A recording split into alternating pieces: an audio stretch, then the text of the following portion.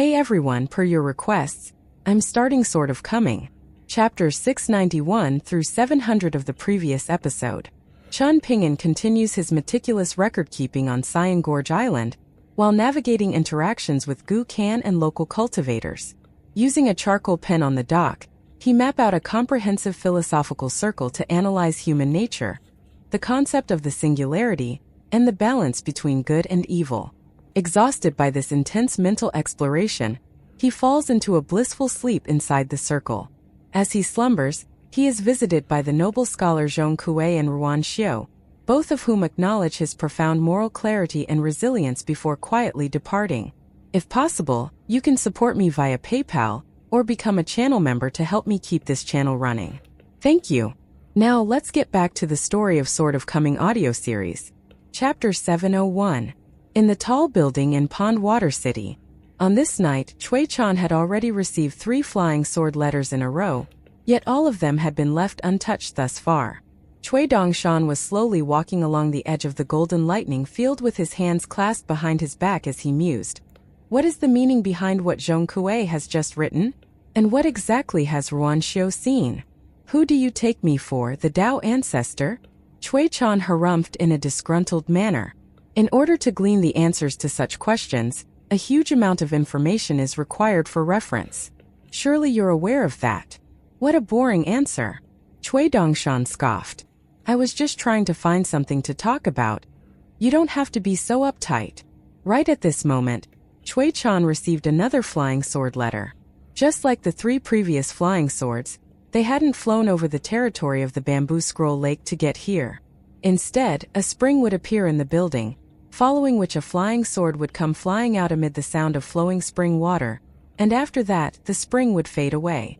This was one of the most closely guarded secrets of the Great Li Empire's military, and it was the culmination of a vast amount of time and effort expended by the Great Li Empire's Mahist cultivators, coupled with the investment of an astonishing amount of immortal currency. Once again, Cui Chan left the letter untouched as he said, "The sages of the Confucian academies that preside over entire continents must possess the wisdom to see humans as the foundation of all things and disregard all ghosts and spirits in the process. After that, they have to think about the world and certain things outside of humans. This goes beyond the wisdom of a noble scholar. A noble scholar only has to consider things in a nationwide, or perhaps continent-wide context. Hence, people form the foundation of a noble scholar's standing. This circle that Chun Ping'an has created disregards all principles and solely assesses the heart of man. Is that why you see Wei Liang as somewhat of a like-minded individual to yourself?" Cui Dongshan asked. Cui Chan nodded in response. "Before reaching the end of the path, our paths are relatively aligned. On top of that, his great Tao complements the theory of practical ability." Cui Chan then smiled as he asked, "By the way, why didn't you ask me to help conceal what happened at the dock? Are you not worried about attracting unwanted attention?" Cui Dongshan continued to walk in a circle along the edge of the golden lightning field as he casually replied, "There's no need for that. This stuff is comprehensible even to us, so it's nowhere near the level of complexity of what was discussed during the 2 grand debates between the 3 teachings that the old scholar took part in. This theory of Chun Ping'an's is not enough to truly shock anyone. What was truly shocking was what the old scholar had said that had frightened that innate bodhisattva so much that his godly body had been shattered on the spot." Cui Chan nodded in agreement as he said, "Right now, Chun Ping'an is walking along halfway up the mountain, holding a lantern to illuminate his surroundings and the mountain path underfoot. You and I don't count as we don't benefit much from seeing this theory of his, so technically, Zhong Kuei and Ruan Xiu are the only ones to have witnessed this breakthrough of his, and that's quite a pity." Cui Dongshan stopped in his tracks, then took a glance at the scenic picture scroll laid out on the ground in front of Cui Chan as he sneered. Even if anyone else in Bamboo Scroll Lake had seen it, they would have only viewed it as an eyesore. It would be fine if they completely failed to understand it at all, but if they could half understand it, then they would fall into the leftmost sector on the upper semicircle, and they would be left feeling even worse about themselves. How do you think the likes of Gu Kan and that porter of Cyan Gorge Island would feel if they were to see this circle? They would only feel more agitated and annoyed. Hence, it's at least half correct to say that the joys and woes in one's life are predestined from the very beginning. An ant that's meant to wallow in the mud is destined to spend its entire life there, whereas someone who's meant to be able to crawl out of a shithole at the first glimpse of light will be destined to do so and shake off all of the fecal matter to become a refined gentleman, just like that Liu Baixiang. Cui Chan offered no response to this. It seemed that the two of them had reached a consensus on this matter, and whether it be intentional or not, both of them were downplaying the significance and profoundness of the circle that Chen Ping'an had drawn onto the dock.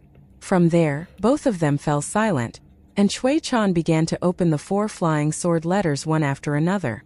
Due to the fact that enormous sums of immortal currency were required to support these flying swords' journeys through the gaps in the river of time, the letters were generally quite short and worded as concisely as possible. This was also one of the positive outcomes to have arisen from Cui Chan's efforts as imperial preceptor to simplify much the unnecessarily complicated rhetoric used in official circles, striving to create an environment in which all of the officials of the Great Li Empire could communicate with one another in a clear and simple fashion. All of a sudden, a thought occurred to Cui Dongshan, namely a quote from the old scholar that had been uttered during a private conversation between him and an innate bodhisattva that had been traveling through the majestic world. "If my heart is filled with light, then I need not speak." Cui Chan read through all of the letters addressed to him in an orderly fashion before penning replies to them one by one.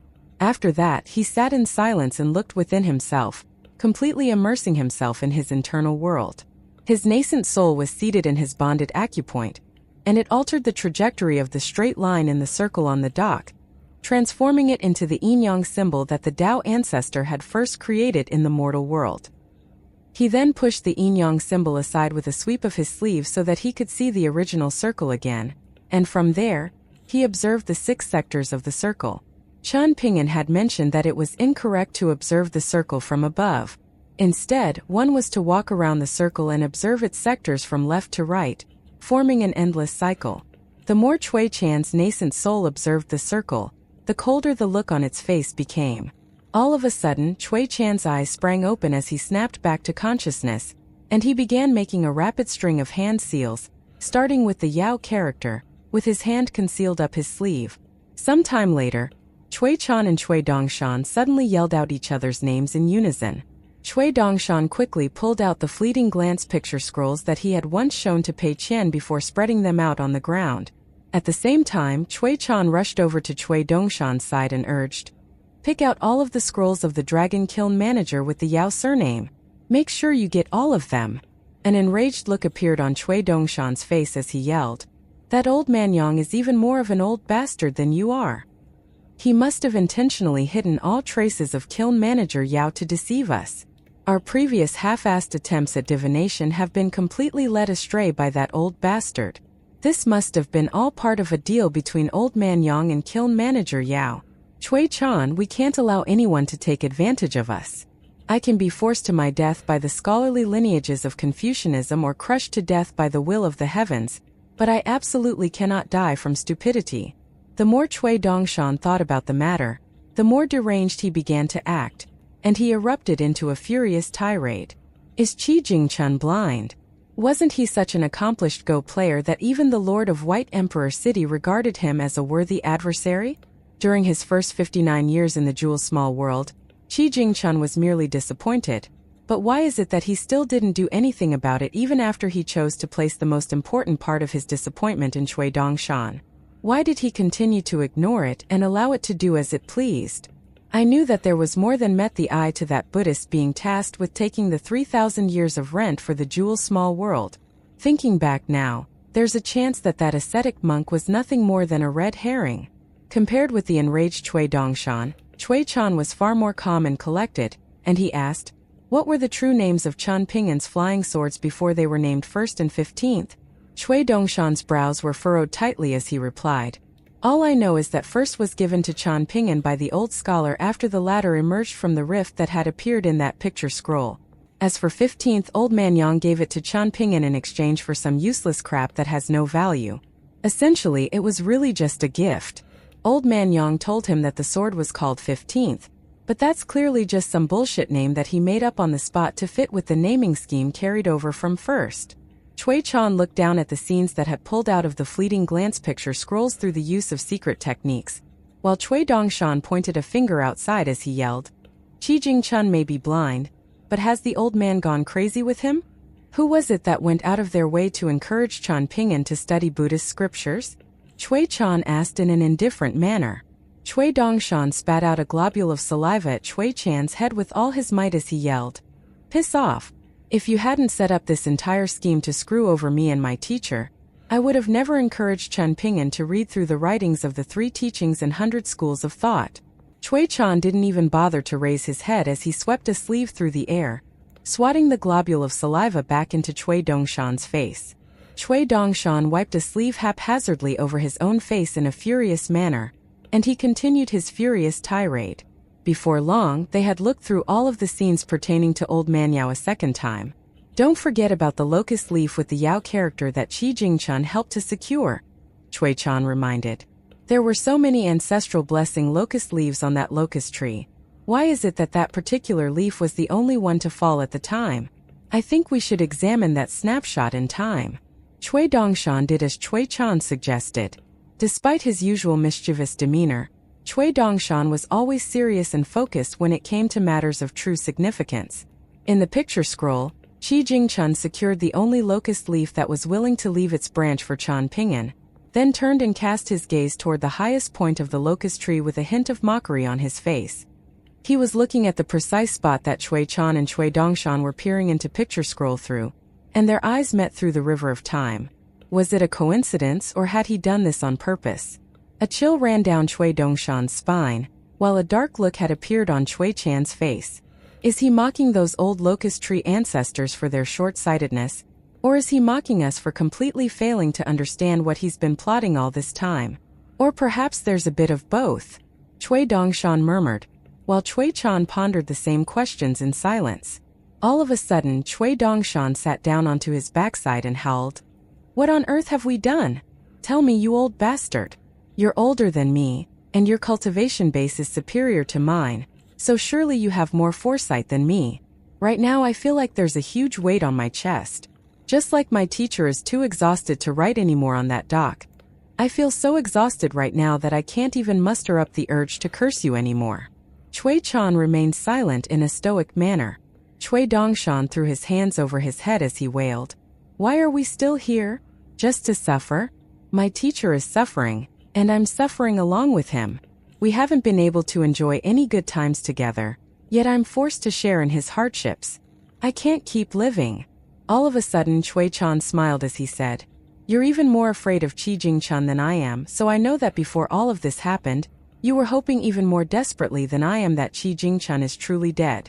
However, I'm guessing you've changed your mind now, right? You're hoping that Qi Jingchun will come back to haunt us one more time. Isn't that right?" Cui Dongshan fell into a dejected silence. Cui Chan pointed at the fleeting glance picture scroll as he said, "Roll it up. There's no point in overthinking things. At this point, it no longer does us any good to try and guess Qi Jingchun's intentions." Cui Dongshan slowly shuffled over to the fleeting glance picture scroll on his backside bit by bit, then slapped a palm viciously down onto Qi Jingchun's face on the scroll. That still wasn't enough for him to vent his fury, and he slapped the visage of Qi Jingchun twice more as he grumbled. "What kind of junior brother plots against their senior brother? How about you man up and talk to me face to face? I'll teach you a lesson on respect. Do you not feel ashamed?" Cui Chan asked. Cui Dongshan packed away the fleeting glance picture scroll in a huff. Cui Chan suddenly changed the subject as he asked, "Do you still remember that time that the old scholar won that debate against the Buddhists and the Taoists?" After returning to the school, he didn't display any joy over his victory. Instead, he began drinking, which was a rarity for him, and he spoke to us how back in the day, even the average, no-name layman would dare to bicker with the paramount sage and the etiquette sage and espouse their principles without any fear. If they felt enlightened, then they'd burst into laughter, and if they disagreed, then they would loudly protest. I still clearly recall the look on the old scholar's face as he was telling us about those times. It was a look of longing that was even more pronounced than the expression that he had displayed during the debates against Buddhism and Taoism. Why do you think that is? The old scholar's ambitions are even loftier than the heavens, that's why. Cui Dongshan replied in a disgruntled manner. Why is it that compared with ancient times it's becoming easier and easier to learn to read, and books are becoming more and more accessible, but people are only developing more awe and veneration toward the principles espoused by the sages of the 100 schools of thought. Why is it that followers of Confucianism are convinced that they'll never be able to reach the same heights as their predecessors, and that the people of today are destined to be inferior to their ancestors?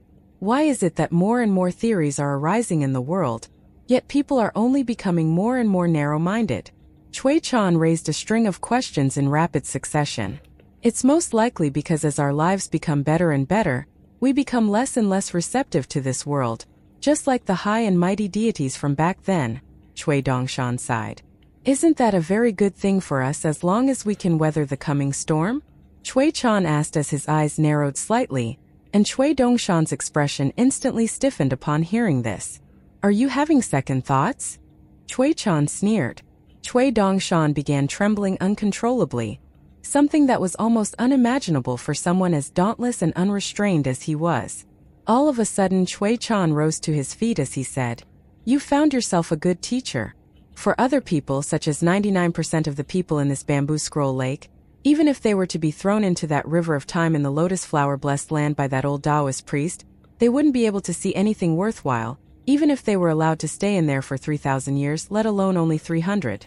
Why are you suddenly saying that all of a sudden? I get a bad feeling in my gut every time you praise someone," Chui Dongshan said in a perplexed manner. Chui Chan cast his gaze out toward the moonlit lake as he said, "Right now there's too much on my plate in the Great Li Empire, so I can't stay here every day and continue to receive flying sword letters. That would negatively impact the truly important things that have to be done.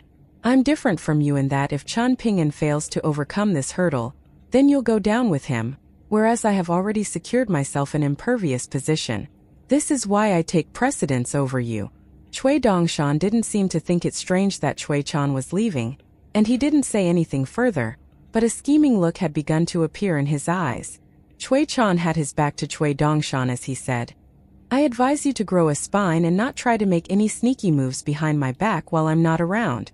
If you try to do something like that, then I'll be very disappointed in you." Chui Dongshan continued to remain seated on the ground as he gently swept a sleeve through the air, as if he were sweeping the ground. "If you have any questions, hurry up and ask them while I'm still here," Chui Chan said. "Are we really just going to allow Lu Laoqing to kill Gu Kan? You're not going to do anything about that?" Chui Dongshan asked. Chui Chan shook his head in response. "Regardless of the outcome, it doesn't have much to do with me. I'm not Chen Ping'an, so what do I care if that little brat lives or dies? If Lu Laoqing kills Gu Kan, then he'll have to be the one to make a deal with our Great Li Empire in Lu Jimao's stead. They even share the same surname, so what difference does it really make? In fact, that would actually be a better outcome as Lu Jimao on his own doesn't possess the authority required to command everyone's respect. The cultivators of Bamboo Scroll Lake behave in a way that's very reminiscent of two-faced officials in corrupt imperial courts, so it's better to have Lu Laoqing take Lu Jimao's place. He's more aware of the direction that the world is heading in, so he'll be much more determined and efficient in a collaboration with our Great Li Empire. In contrast, there's a very good chance that Lu Jimao will fall into an indecisive state, displaying hesitation and inaction even after receiving the benefits promised to him, not to mention that would also give Lu Jimao the chance to extort us and raise his price at the last minute. If Lu Laoqing becomes the ruler of the cultivation world, his initial asking price is going to be higher, so our Great Li Empire will have to make a greater investment in the early stages, but over the long term we'll be able to make everything back with interest. What if, by some off chance, Qi Jingchun really is still hanging around, and he comes here after you leave?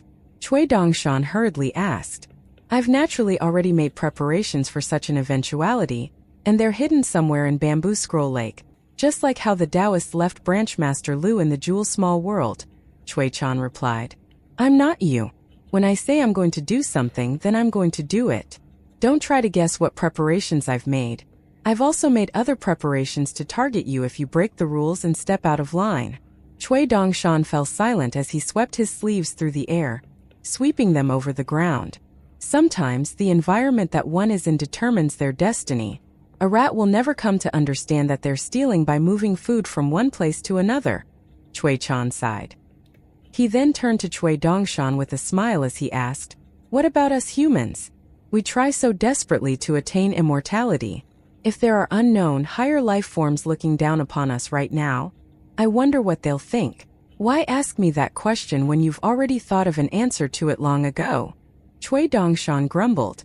We chose to do that thing precisely because we had to make sense of things. That's why Zhu Lian, the most interesting of the 4 picture scroll martial artists from the Lotus Flower Blessed Land, chose to passively observe and arrived at the correct conclusion, declaring that you and I may well bring disaster upon ourselves by constantly prying into the business of others. I'm worried that you'll become the next Gu Can and develop a habit of forgetfulness. Cui Chan chuckled. Cui Dongshan rolled his eyes in response. Cui Chan smiled as he said, the contest that took place between Qi Jingchun and I, and the Jewel Small World and Bamboo Scroll Lake were both gentlemanly affairs. A peculiar look appeared on Cui Dongshan's face upon hearing this. The fact that you're displaying skepticism now indicates that I once suffered from self-doubt as well, but I can tell you now that they were gentlemanly contests, Cui Chan reaffirmed. Qi Jingchun was able to bear watching Zhao Yao turn to another scholarly lineage as at the very least, it was still within the scope of Confucianism. Qi Jingchun was also willing to leave behind those 3 books for Song Jisun to teach him the core tenets of legalism, as there isn't a great deal of competition between Confucianism and legalism. But if Qi Jingchun were to push Chun Ping into Buddhism, and he doesn't turn back, then what happens from there? Qi Jingchun did ponder the teachings of Buddhism very deeply back when he was presiding over the Jewel Small World, but he definitely hasn't switched his allegiance from Confucianism to Buddhism, that much I'm certain of. Hence that begs the question, who exactly is Chun Ping'an? Is he Qi Jingchun's junior brother? Is he the Dao mentor and Dao guardian of little Baoping, Zhao Yao and Song Jisun? Or is he Qi Jingchun's true designated heir? Alternatively, there's also the possibility that he's none of those things. Cui Dongshan exclaimed, becoming more and more agitated by the second. I don't know the answer to that, Cui Chan replied with a smile. I knew you would say that, Cui Dongshan grumbled. Cui Chan began to talk down to Cui Dongshan like a senior patronizing their junior as he said, from now on, don't go saying I concede to anyone, you little rascal. One's essence, energy, and spirit can falter very easily, but are very difficult to lift back up. In a game of Go, just concede your defeat internally and cast your stones onto the board as a gesture of resignation. There's no need to verbally concede your defeat. Quit trying to lecture me, we're no longer the same person, Cui Dongshan said in an unenthusiastic manner. As opposed to picking up the picture scrolls on the ground, Cui Chan left them to Cui Dongshan as he smiled and said, at a time, you should be making a lamenting remark along the lines of my teacher is truly burdened by endless troubles. Cui Dongshan nodded in agreement as he sighed. From afar, a mountain can appear so alluring, but the mountain path can often be difficult to traverse, and there could even be bandits in the mountain. Cui Chan stepped out of the room and vanished in a flash. After confirming that Cui Chan really had departed, Cui Dongshan raised his hands and rolled up his sleeves, and a go board and those 2 jars of vibrant cloud stones appeared before him.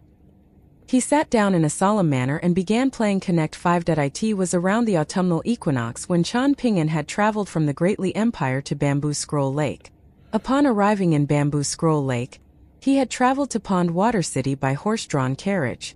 After that, he met with Gu Can, and on Cyan Gorge Island, he was greeted by a piece of crisp and refreshing autumnal scenery.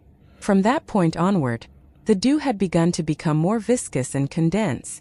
The days were cold and the nights were long in Bamboo Scroll Lake, and dense mist was a common sight. He had then paid a visit to Cloud Pagoda City before escorting the assassin and his daughter to the border of the Stonebrush Nation. There, he witnessed that line, as well as another piece of scenery, one that heralded the imminent arrival of winter. Upon his return to Cyan Gorge Island, Bamboo Scroll Lake began to slip into winter, and with that came the emergence of winter mirages. In order to get a thorough understanding of the history, customs, and traditions of Bamboo Scroll Lake, Chan Ping'an had stayed on Brocade Pheasant Island for close to half a day during his exploration of the islands to try and catch a glimpse of the mirage of the wild pheasant entering the lake. However, this was an extremely rare phenomenon, and whether he would get to witness it or not was entirely down to luck, just like back when he had captured that golden mountain crossing carp. Chan Ping'an didn't have much time that he could afford to waste on Brocade Pheasant Island trying his luck, and in the end, he could only leave in disappointment. It was especially important in times of adversity, and suffering to find ways to entertain oneself in order to assuage the suffering. One such attempt at self-recreation was his excursion to see the mirage of the wild pheasant entering the lake, and it was for the same reason that he had asked to hear Hong Su's life story. With the end of the year fast approaching, the winter chill was only beginning to deepen. The island masters were still quarreling on Palace Willow Island, while Chun Ping'an was left to do his own thing in peace. He had thought that things would continue in this fashion, and that one day, he would raise his head to discover that the winter chill had been replaced by the lush exuberance of spring, but the peace did not last. One day, all of the commotion on Palace Willow Island suddenly ceased, and Gu Kan returned to Cyan Gorge Island with Tan Shui to visit Chun Ping'an, who was busy studying a secret technique that had been bestowed upon him by Wei Bo. According to Gu Kan, the island masters of Azure Mound Island, Heavenly Governess Island, and Millet Grain Island, the three largest islands in opposition to Cyan Gorge Island, had proposed that each side send out 3 to 5 people, and whoever came out on top would get to choose the ruler of the cultivation world. However, right as Cyan Gorge Island was planning to agree to this proposal, the master of Azure Mound Island and a chief guest elder of Heavenly Governess Island, two of the most powerful Earth immortals in their 3-island alliance, suddenly vanished without a trace overnight. The situation took a rapid turn for the worse from there, and only the Millet Grain Island master was left to hold down the fort. A private conversation took place between him and Lu Jimao, and it seemed that they had agreed upon a set of conditions. Thus, Lu Jimao became the ruler of the cultivation world, and the title had all but fallen onto his lap. All of his disciples and the powerful cultivators on the 11 subsidiary islands had been prepared for a brutal battle in which anyone could lose their life. Of course, Lu Jimao and Gu Kan were exceptions to that, and everyone was aware of this fact and had come to accept it. Perhaps some were resentful of the fact that they were expendable, while Lu Jimao and Gu Kan were destined to benefit from their sacrifices, but that was simply the way things were. Given how things had turned out, Lu Jimao would likely laugh himself awake at night. However, Chun Ping'an wasn't relieved at all to hear this. There were some things that could be deduced from this situation. For example, there was a very good chance that Millet Grain Island was a pawn of the Great Li Empire, and the heavy blows suffered by Azure Mound Island and Heavenly Governess Island had most likely been the result of some secret arrangements from Chui Chan. However, there were some things that remained unknown to Chun Ping'an, such as whether the luminous Vermilion Empire had any tricks up their sleeve, and if so, what could be? If such trump cards did exist, who would they target once they were unveiled? Lu Jimao, Gu Kan, or Tan Shui? Alternatively, could it be that the luminous Vermilion Empire had simply given up? Perhaps it already had too much to deal with on its war-torn borders, and as a result, it had decided to simply abandon Bamboo Scroll Lake. Perhaps even the impact of Chun Ping'an's presence on Cyan Gorge Island had been taken into account by that embroidered tiger. Chun Ping'an had cautioned Gu Kan not to go out unless it was absolutely necessary for the near future, as doing so could expose him to potential retaliative measures from the luminous Vermilion Empire. Gu Kan had smiled and nodded in agreement, telling Chun Ping'an that he had already considered such a possibility. On top of that, Lu Jimao had also warned him to be on his guard and forbade him from attending any celebratory banquets. All he had to do was wait out a period of 2 to 3 months, after which he would be allowed to do whatever he pleased. Even if he were to go and take a piss in the ancestral halls of Azure Mound Island and Heavenly Governess Island, no one would dare to say anything. In fact, Lu Jimao was taking such a cautious approach that he had even delayed his own inauguration ceremony to spring of the following year. During the ceremony, Cyan Gorge Island would have to open up its protective formation to allow in all manners of attendees, and Lu Jimao was very wary of the possibility that some of those ceremony attendees could potentially enter Cyan Gorge Island with less than friendly intentions. At the time, Chun Ping'an and Gu Kan had sat down on a pair of little bamboo chairs and chatted for a while. Given that it was winter, there were barely birds flying over the lake, and it seemed that it was about to snow soon. Following Gu Kan's departure, Chun Ping'an made his way over to the dock in a contemplative silence. On the same day, at around dusk, Chun Ping'an suddenly raised his head, then stood up from his desk and rushed over to the window. An elderly cultivator was hovering in midair outside Cyan Gorge Island with a cold sneer on his face, and he declared, "My name is Lu Laocheng, and I'm here to see Gu Kan. Everyone else piss off. Otherwise, I'm going to pick you off one by one until there's no one left." If someone tries to come and retrieve your body, then I'm going to kill them as well." As soon as his voice trailed off, he swept a sleeve through the air to release a series of yellow paper talismans that were glowing with a golden sheen, and they formed a massive circle around Cyan Gorge Island, much like a giant hand that had closed itself around the island's throat. A Tao manifestation over 1,000 feet tall appeared beside him, and it was clad in a suit of strange, fiery black armor. In one hand it wielded a giant axe, while in the other hand, it was holding a seal called the Gold-Gilded Fire Spirit Divine Seal, which was one of Lu Laoqing's most important bonded items. Bamboo Scroll Lake was a place abundant with water fortune, yet it was with this fire attribute bonded item that Lu Laoqing had been able to wipe out countless of his enemies. The circle formed by the premium barrier-shattering talismans that he had released shrank further and further, exploding one after another as they embedded themselves into the Cyan Gorge Island protective formation.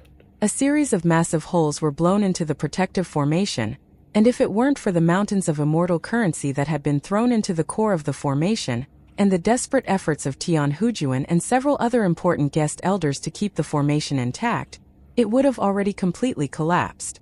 Even so, the entire island was still quaking violently, and the spiritual energy on the island had been thrown into a state of disarray.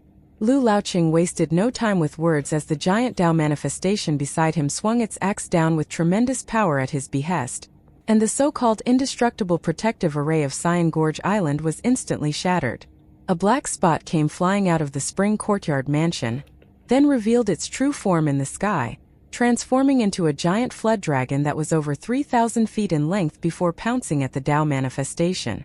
The flood dragon wrapped itself around the Tao manifestation, and together, the two of them plunged into Bamboo Scroll Lake to send massive waves erupting into the air. As opposed to being knocked off balance by the flood dragon, the Tao manifestation landed on its feet on the lakebed before sliding back through the lake.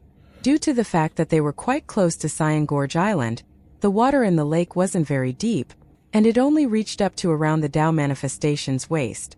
A seal came crashing down onto the flood dragon's head, and even though the flood dragon completely dwarfed the Tao manifestation in stature, it was slammed straight into the lake by the seal, following which the Tao manifestation stomped a foot down onto its head before swinging its axe down once again.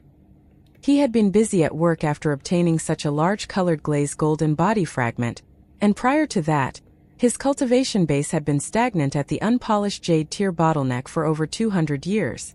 Even though he was still yet to reach the immortal tier, he was not far away. On top of that, in order to deal with this nascent tier flood dragon, he had made an enormous investment of 90 grain rain coins, which seemed like far too heavy a price to pay for the return. The grain rain coins had been spent to commission a cultivator of the upper 5 tiers to engrave a Taoist phrase onto the head of his Tao manifestation's axe.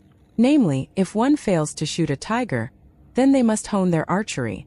If one fails to slay a dragon, then they must sharpen their sword. It was rather out of place to have the words "sharpen their sword" engraved onto an axe, but this was hardly of consequence, and a vagrant cultivator like Lu Laoqing was certainly not going to get hung up over such an insignificant detail. The axe tore through the flood dragon's flesh with ease, and the water of Bamboo Scroll Lake ran red with the blood that came gushing out of its wound. However, flood dragons were renowned for their physical resilience, and Tan Shui was able to put up a fight, even managing to knock over the opposing Tao manifestation several times during the course of its struggles. Lu Laoqing made a grabbing motion toward a certain spot on Cyan Gorge Island, and countless cracks instantly appeared over the entire spring courtyard mansion and the surrounding earth, as if the entire mansion were about to be plucked out of the ground. "Still trying to hide? I've already found you," Lu Laoqing sneered as he raised the palm of his other hand, then flicked a finger through the air, and Gukan was forcibly wrenched out of the spring courtyard mansion, then launched back like a cannonball before crashing into a mountain behind him. Lu Laoqing turned his gaze to another spot on the island as he goaded. "What do you say, Lu Jimao? I'm about to beat your disciple to death. Are you still going to keep hiding like a cowardly turtle?" His provocation was met with complete silence. "In that case, I'm not going to hold back anymore," Lu Laoqing sneered, then joined his index and middle fingers before sweeping them through the air, and the seal that had been slammed into the flood dragon's head by his Tao manifestation rose up into the heavens before hurtling toward Gukan, who was still embedded deep into the mountain face. "Oh, It seems like there's at least one Cyan Gorge Island cultivator who's not completely spineless, Lu Laocheng remarked with a smile, right as the golden-robed Chan Ping'an rose up into the air in front of Gu Kan, standing atop a pair of flying swords.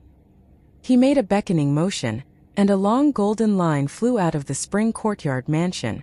Sword Immortal drew to a halt right in his grasp, but he didn't truly close his hand around its hilt.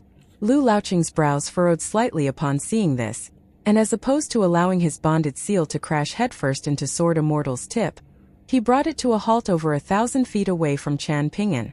As a vagrant cultivator, it was important to strike with decisiveness and brutality, but it was just as important to weigh up situations in accordance with changing circumstances. However, it didn't take long before Lu Laocheng realized that he was being faced with nothing more than an empty bluff. If Chan Ping'an had already fully refined Sword Immortal, then he would have been a somewhat troublesome opponent to deal with, but as things were, there was nothing for Lu Laocheng to fear. On the summit of one of Cyan Gorge Island's subsidiary islands stood a pair of old men, one of whom was dressed in a Confucian robe, while the other was quite short and stocky in stature. Both of them were outsiders, and one of them was sect leader Sun Yuan of the Jade Tablet sect, while his companion was Gao Mian, the leader of the Invincible Divine Fist sect. Gao Mian could sense that Sun Yuan was a little concerned, and he asked, "Is that an acquaintance of yours over there?" Sun Yuan smiled and nodded in response. "You could say that. He's one of the first people that I met on your eastern treasured vile continent. I met him over in Old Dragon City, and he's quite a fine young man. He was the one who brought about Du Mao's downfall. Come to think of it, Lu Laocheng is indirectly indebted to him. Without him, Lu Laocheng wouldn't have been able to come into possession of that colored glazed golden body fragment. Should I send a message to Laocheng? It sounds like he's repaying kindness with ingratitude," Gao Mian said. Sun Yuan shook his head as he smiled and replied, "There's no need for that. It's not like Lu Laocheng is truly indebted to him. Otherwise, the entirety of our Jade Tablet sect, including myself, will have to revere him like a living bodhisattva." "Are you sure?" Gao Mian asked with a grin. "Once Laocheng starts seeing red, even I can't stop him. If that happens, the only way to save that young man will be for you to intervene, and in doing so, you'll be making an enemy out of someone that would have surely become a chief guest elder of your lower sect. That young man shares a certain opinion with you and me, which is that when out traveling the world, everyone is responsible for their survival," Sun Yuan replied. "With that being the case, why would I go out of my way to save him and entangle myself in so much messy karma? For fun." Gao Mian gave Sun Yuan a stern glare, furious that Sun Yuan dared to speak to him, and the latter hurriedly cupped his fist in an apologetic salute. Only then was Gao Mian content to let him off the hook, and he turned his attention back to the confrontation taking place on Cyan Gorge Island. The outcome was already a foregone conclusion. Gu Kan and that young man stood no chance against Lu Laocheng, and given Lu Laocheng's earlier warning, no one would even dare to go and retrieve their bodies once they were killed. What a pity. I've taken a liking to him just for the fact that he's the only one on Cyan Gorge Island who dared to oppose Laocheng, Gao Mian sighed. Both of us have seen more than our fair share of things, Sun Yuan said in an indifferent manner. Out of all of the cultivators who've died at our hands, sure there were some who deserved to die, but were there not some who didn't deserve to die but had to nonetheless? There certainly were, and I dare say there were quite a few of them. If I went around lamenting every single one of them, then I wouldn't have time to do anything else. Gao Mian crossed his arms and pursed his lips. The selection of Bamboo Scroll Lake as the site for our lower sect is an event of the utmost importance for our Jade Tablet sect, one that will have extremely significant and far-reaching connotations, Sun Yuan continued. If that young man's actions come into conflict with the great Tao of our Jade Tablet sect, then I wouldn't mind becoming the second Du Mao. Du Mao was a fool for thinking that he could do whatever he pleased on the eastern treasured vile continent with his cultivation base, so he lashed out in a completely unreasonable manner. However, if I were to do the same, then I would at least be justified in my actions, as I would be acting within the boundaries of the rules established by the etiquette sage. Of course, as for which one of us ultimately comes out on top, that will come down to our individual abilities. Honestly, I'm a little impressed that you're able to say something, Gao Mian remarked with a nod. Sun Yuan smiled as he said, Lu Laocheng wants to kill those two to establish his authority, but he may have to pay a rather heavy price to do so, one that's far heavier than you think. Is he going to beat the little ones tonight or beat the old ones later? Gao Mian asked. It'll be tonight, Sun Yuan replied. Gao Mian was finally beginning to grow a little curious upon hearing this. Over on Cyan Gorge Island, Qian Pingan gently tossed out his day and night wandering deity True Body Talisman, and the two wandering deities emerged. He entrusted his golden demon binding chain to the night wandering deity, then truly closed his hand around the hilt of sword immortal for the first time. Lu Jimao burst into laughter, but there was a dark look in his eyes as he said, "The word spreading around Bamboo Scroll Lake at the moment is that you're a very strange swordsman. In any case, I'm very interested in you, no less than Lu Jimao. Let's see what it takes to make me lose money again." All of a sudden, droplets of golden flames began to drip down from the gold-gilded fire spirit divine seal that was hovering in midair, and every single drop of golden fire transformed into a warrior clad in a suit of golden armor. There were several dozen of these armor-clad warriors in total, and they were wielding all types of different weapons. Upon landing on Cyan Gorge Island, all of them instantly converged toward the pair of wandering deities. Not only that, but pillars of water that were as thick as wells had erupted out of Bamboo Scroll Lake before hurtling toward Qian Pingan. In response, Qian Pingan slashed sword immortal through the air over and over again, eradicating all of the oncoming pillars of water. Lu Laoqing was completely unbothered by this. It was only taking a little spiritual energy for him to conjure up these pillars of water, but Qian Pingan was having to resist with all his might to oppose them, and he also had to constantly be wary of a sneak attack from Lu Laoqing's bonded seal.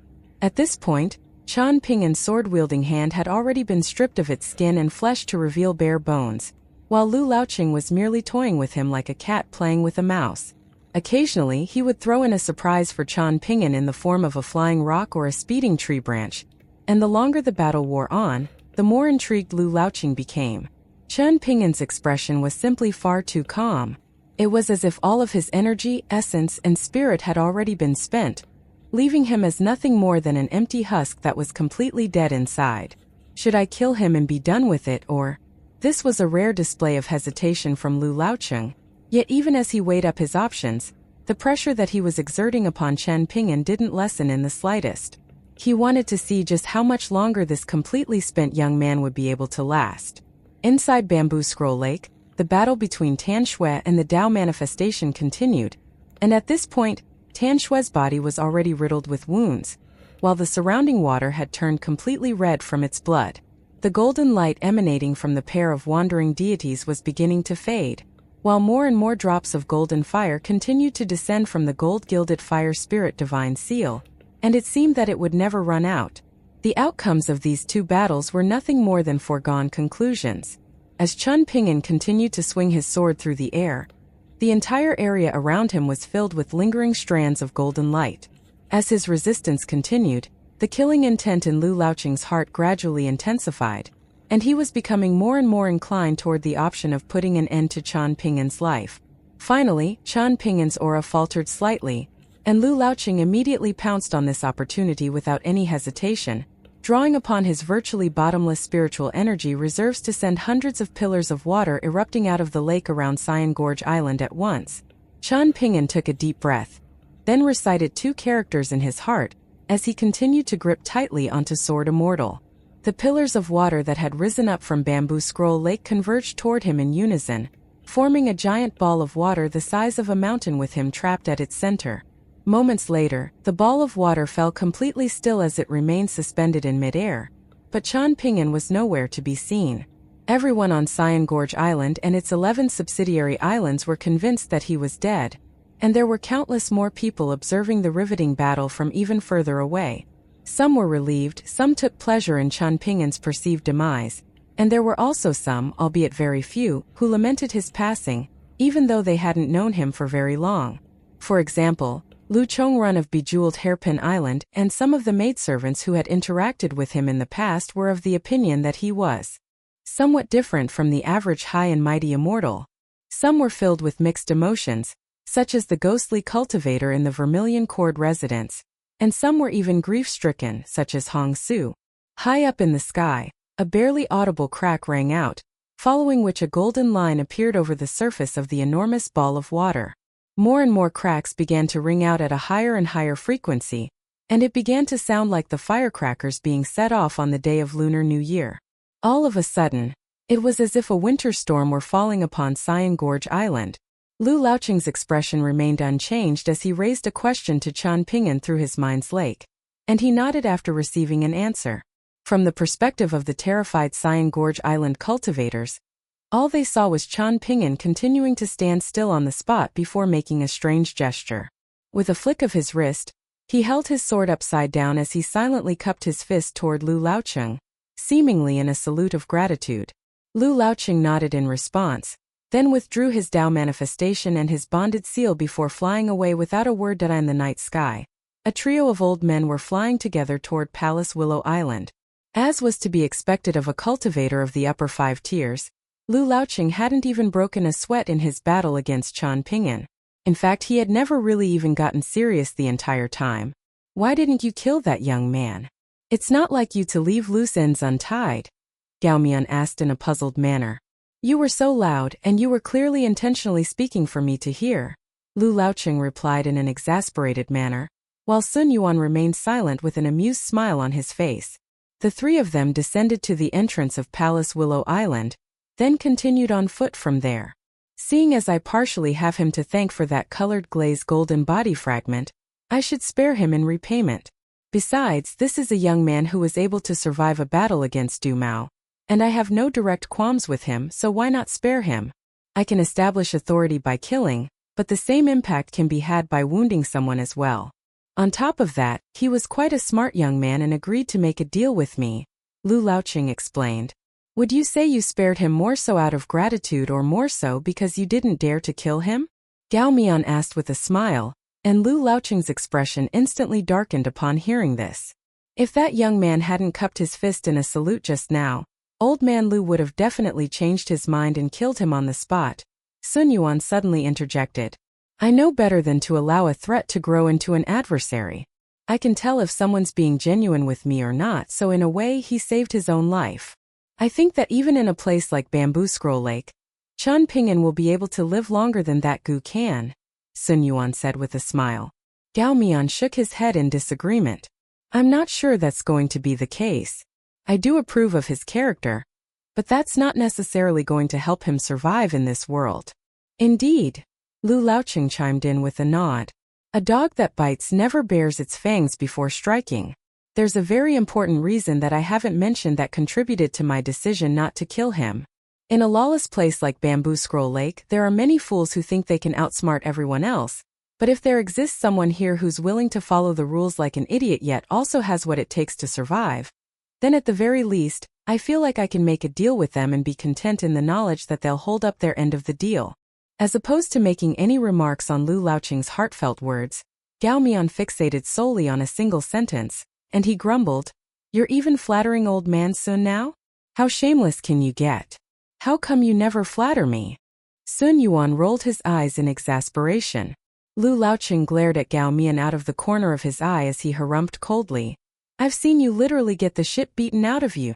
How am I supposed to flatter you when I've seen you at your absolute worst? Oh? When did this happen? Sun Yuan asked as his eyes lit up with schadenfreude. What's the point in bringing up these past events? Lu Laoqing deflected in a rather awkward manner. Gao Mian burst into laughter as he recounted. Many years ago, he encountered the only N-tier master martial artist on our eastern treasured Vile continent at the time. It was the leader of the Chui clan, and the 2 of them got into a physical confrontation.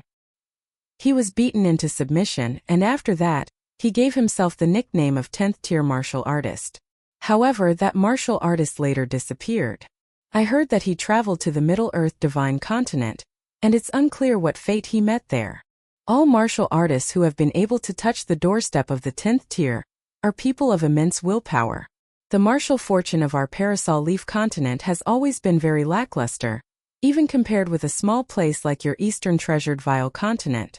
Isn't that strange? Sun Yuan mused.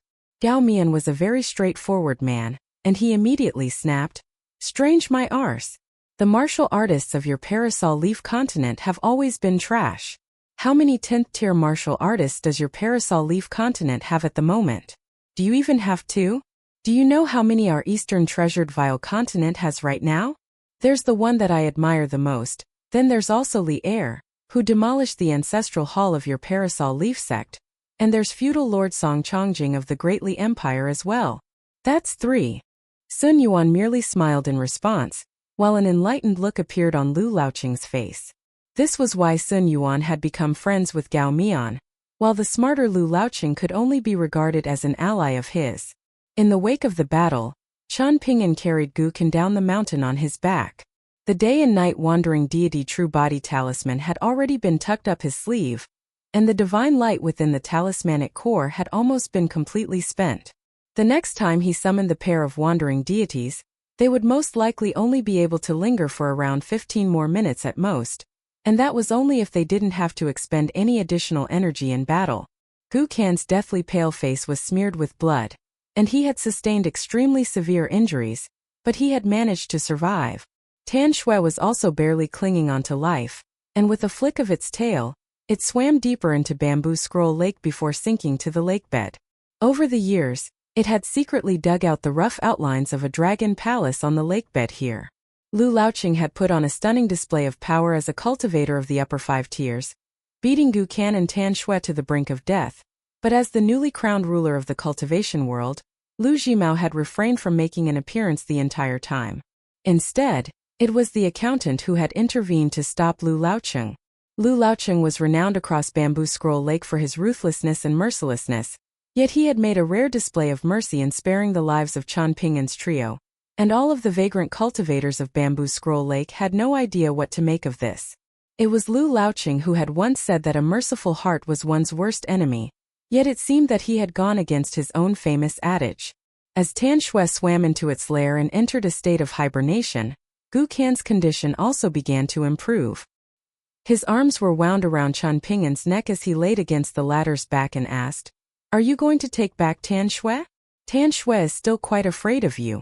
After all, you're technically her true master, so if she follows you, I won't have to worry about her being abused. If someone else tried to take her from me and I couldn't stop them, I'd rather let Tan Shui die than for her to be taken. But I can accept it if you took her, and I definitely won't regret giving her up to you. You know what I'm like. Once I've made up my mind on something, I won't change my mind easily. You can keep her. Only with Tan Shui by your side can I focus on doing my own thing without having to worry about you. Why? Are you not afraid that Tan Shui will only enable my killing ways?" Back on the Parasol Leaf continent, I obtained an immortal sword by the name of Deep Infatuation. It can also be called the Devourer of Hearts, and it elevates itself by piercing into the hearts of its adversaries. When at first I was very averse to using it. Not only did I not want to use it in battle, even the mere sight of it annoyed me. However, I then came to understand that the sword is not at fault. It's just an object. It's the wielder who determines the fate of the sword. Forget it, you don't like to listen to these principles of mine, so I won't force them upon you. It's fine, go ahead. In the past, I found it really annoying whenever you talked about stuff, but right now, even if I still don't understand your principles and won't take them to heart, I don't find them so annoying to listen to for some reason. Isn't that strange? As opposed to answering the question, Chen Ping'an suddenly changed the subject as he said, "This is the second time." Gu Kan nodded in response. "I understand. The first time was when you chose to stay on Cyan Gorge Island, and the second time was when you saved me just now. If this happens one more time, then you'll regard me as a stranger and no longer care about me.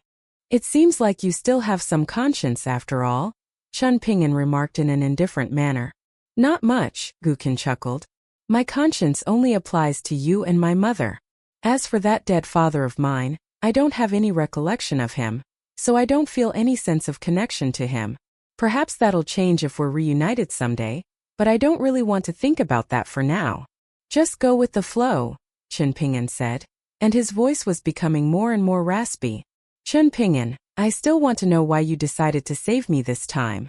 I know that you're very disappointed in me, and that's why I'm always paying you visits with Tan Shui and insisting on staying for a while each time, even if there's no real reason for me to stay. Don't speak, save your energy. I won't die anytime soon."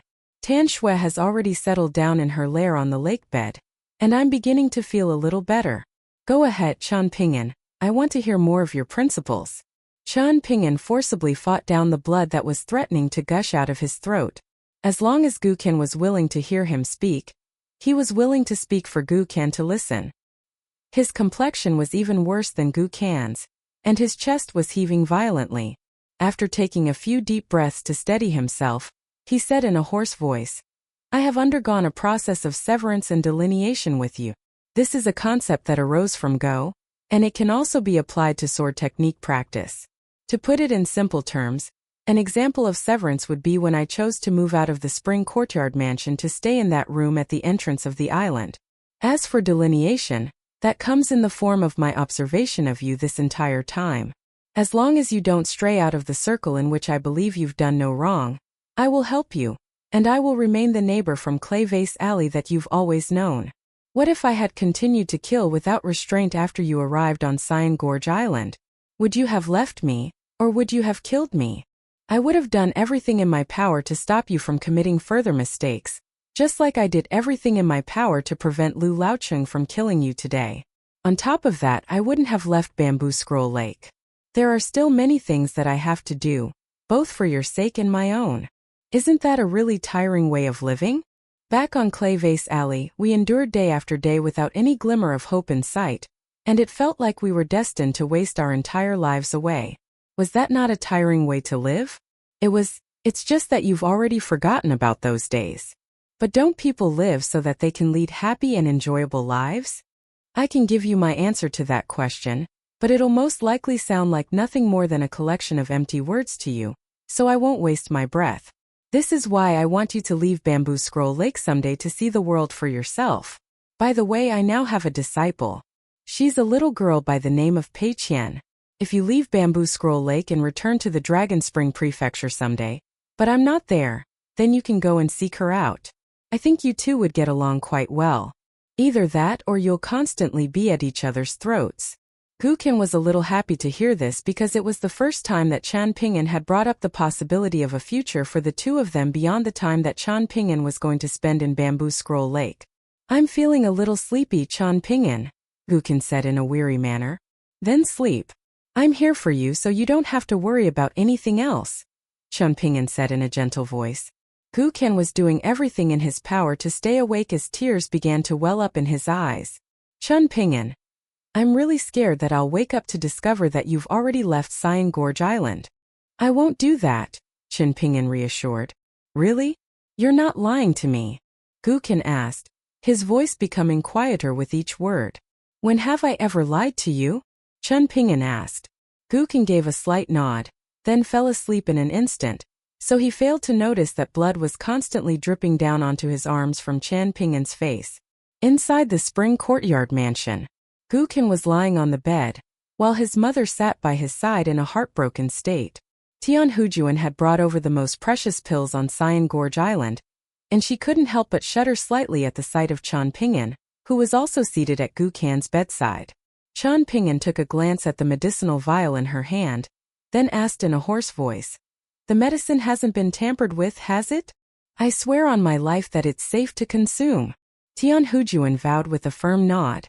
After you go back, tell Lu Jimao that I'll be paying him a visit soon, Chen Ping'an said, and Tian Hujuan nodded in response. After feeding a pill to the unconscious Gu Qian, Tian Hujuan hurriedly departed, eager to get away. Gu Qian's mother was absolutely distraught, and she murmured to herself over and over again, How could this have happened? How could this have happened? Chen Ping'an dragged over a chair and sat down beside her, then asked, Was it not only to be expected that retribution would arrive someday? Gu Qian's mother turned to him with tear-filled eyes, and in this instant, he appeared like a complete stranger to her.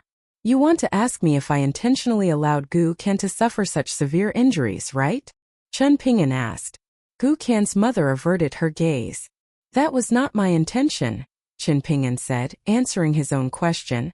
Given my current abilities, this was all I could do. Gu Qian's mother heaved a faint sigh, and her face was riddled with tear streaks as she nodded and said, I believe you. In this instant, Chen Ping'an felt a little sad, and it had something to do with Gu Qian and his mother, but not much.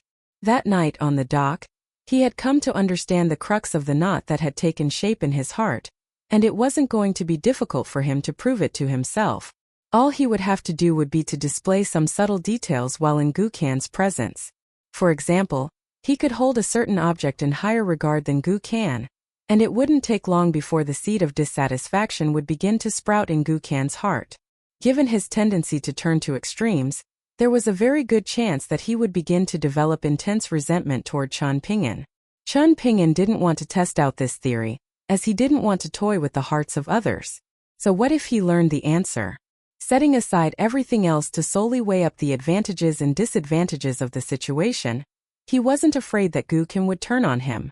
As long as Chen Ping'an felt like his actions were justified, he feared no adversary, regardless of how insurmountable they were. That was the case for Kai Jinjian, Fu Nanhua, and the mountain-moving ape back in the small town, and the same applied to all of the other foes that he had encountered thereafter. Chen Ping'an had already lost the snotty brat from Clay Vase Alley. He didn't want to also lose the Gukan who had originally come to Bamboo Scroll Lake for the sake of his mother.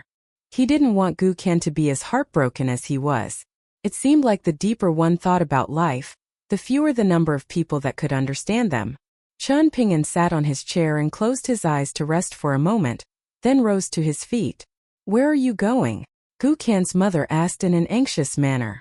"It doesn't matter where I am as long as I'm on Cyan Gorge Island, so you can rest assured," Chen Ping'an replied. Gukan's mother clearly wasn't satisfied with this answer, but she didn't dare to try and force Chen Ping'an to stay. As soon as Chen Ping'an emerged from the spring courtyard mansion, he immediately clasped a hand over his own chest while closing his other hand over his mouth. He took a deep breath, then trudged back to his room at the entrance of the island, and after entering the room, he lit the lamp on the table. He sat alone on the bench with his back facing the window, then pulled out the medicine that he had bought from the Yang family's medicine shop in a feeble manner before force-feeding it to himself. His sword nurturing gourd was sitting on the table, while 1st and 15th were stationed at the entrance of his room and by the window, respectively. He was hoping to see change in others when they had no intention of changing, thus came disappointment. Occasionally, there would be a glimmer of hope, but ultimately, the conclusion was still bound to be one of disappointment. After consuming the medicine refined by Old Man Yang, Chen Ping'an felt completely numb, both in his body and his soul, and he stared blankly at the flame of his lamp, watching as it burned dimmer and dimmer as morning approached. All of a sudden, he turned to cast his gaze out the window. The major cold solar term arrived, and the entirety of Bamboo Scroll Lake had well and truly been caught in the clutches of winter. Gukan was unconscious for 3 days and 3 nights, and Chen Ping'an would sit at his bedside for some time each day, inhaling the strong medicinal aroma in the air. It was just like when Gukan and Tan Shui previously went to visit him and sunbathe outside his room at the entrance of the island. During his visits, he would occasionally reach out to check Gukan's pulse. As the saying went, a chronic patient could count as half a doctor, and due to his own ailments, Chen Ping'an had become decently proficient at examining the condition of others, particularly when it came to injuries. The vial of pills that Lu Jimao had instructed Tian Hujuan to bring to the Spring Courtyard Mansion had worked exceptionally well, and there was a very good chance that they had been refined by a pill refinement master of a similar caliber to Lu Yong of the Azure Tiger Palace. On this day, Gukan finally woke up, and he immediately cracked a grin at the sight of Chen Ping'an seated on the chair by his bedside. Content in the knowledge that Chen Ping'an had stayed, he quickly fell asleep again, and his breathing was far steadier than before. Following Chen Ping'an's departure from the Spring Courtyard Mansion, Gukan's mother hesitated momentarily, then instructed a Dragon Gate tier steward of the mansion to go to Lu Jimao and inform him that she had something she wished to discuss with him. She sat down at Gukan's beside, gently holding onto his hand, which was still quite hot, and tears began to well up in her eyes. After a long day's silence, she heaved a faint sigh. There were many nuances that had to be considered in the food that cultivators consumed, and the medicinists were the main contributors to this field of theory. Food was integral to the average person, just as it could be used as a tool to advance a qi refiner's cultivation. Using the 24 solar terms of a year as a rough schedule, there was an extremely comprehensive plan on what things were to be eaten at what time of year in order to maximally nurture a cultivator's body and soul. Of course, in order to fully enjoy the benefits of such a diet regimen, one would have to eat day after day, year after year, and that was a lifestyle that required a great deal of wealth to support. With that in mind, a determined look quickly appeared in the woman's eyes. She possessed the resilience of a woman who had endured immense adversity, the determination of a mother who had to look out for the future of her son, and the resourcefulness of a widow who had no choice but to be extremely meticulous with every single copper coin that she spent. All of these qualities were like building materials that had been assembled to create that ancestral residence on Clay Vase Alley, sheltering her and her son from the hardships of life. She strode over the doorstep as gently and quietly as possible, and an open-collar lady outside reached out to close the door for her, only to receive a stern glare for her troubles. The open-collar lady hurriedly withdrew her hand, following which Gu Kan's mother gently closed the door herself. Waiting for her in an opulent guest hall of the Spring Courtyard Mansion was the current ruler of the cultivation world of Bamboo Scroll Lake, Lu Jimao. Back when they had first met, Gu Kan's mother had been a seductive beauty in an impoverished setting, much like a bright jewel that had fallen into the dirt. Over the 3 years since then, she had evolved into the female owner of the Spring Courtyard Mansion, and not only had her beauty not waned in the slightest, there was now an air of nobility about her. Her skin had become as delicate as that of a young woman several decades her junior, and Lu Jimao had heard that her favorite piece of praise that she liked to hear from the maidservants of the mansion was that she was even nobler in appearance than the honorary mistress of the Stonebrush Nation. Lu Jimao accepted a cup of hot tea that was carefully offered to him by the steward of the mansion, and as he blew into the cup to cool down the tea inside, he was struck by a pang of regret. If he had forced himself upon her back when she had first moved to Bamboo Scroll Lake, then he wouldn't have to be so wary of Gu Kan. If she were to be subdued by Lu Jimao, then she would have countless reasons and excuses with which she would be able to completely convince herself, and through her, he would be able to better exert control over Gu Kan. As long as he could provide her with a constant stream of wealth, she would accept his offerings and hold on to them with everything that she had, with the intention of leaving everything to her son in the future. Only then would she be an ideal ally to Cyan Gorge Island. Instead, given how things turned out, her greed was growing by the day with no end in sight. Her Spring Courtyard Mansion was already comparable with the manners of wealthy, high-ranking officials, yet she still wasn't satisfied and was beginning to covet Lu Jimao's Hengbo residence. In the past, she had been very kind and accommodating even to the likes of Tian Hujuan. In the present, she was still just as benevolent and easygoing on the surface, but there was now an overbearing and domineering air about her. On top of that, she had begun reading books and was even dabbling in music, calligraphy and painting. Additionally, she had also begun learning etiquette from the open-collar ladies of the Spring Courtyard Mansion that had come from privileged backgrounds, much to Lu Jimao's intrigue and amusement. The pang of regret in Lu Jimao's heart went just as quickly as it came, and he smiled as he asked, "You wanted to speak to me about something, mistress?" Gu Kan's mother nodded in response. "I would like to confirm something with you. What exactly is Chan Ping'an's objective for coming to our Cyan Gorge Island? Is he really not here to take the little catfish back from Can? Also, the little catfish told me that Chan Ping'an gave you a jade tablet earlier. What was that all about?" Lu Jimao set his teacup aside as he smiled and said, "So this is what you wanted to speak to me about. I thought you were going to blame me for not standing up to Lu Laoqing to protect my disciple." "I have no intention of playing the blame game," Gu Kan's mother said. "I trust that you have your reasons for not coming to Kan's aid, and I won't hold anything against you. In fact, I can even assure you that I'll put in a good word for you with Can. Otherwise, if a wedge is driven between the two of you, then that'll only benefit the scoundrels rooting for the downfall of our Cyan Gorge Island." A pleased smile appeared on Lu Jimao's face upon hearing this, and he explained, "That jade tablet is an object of the utmost importance.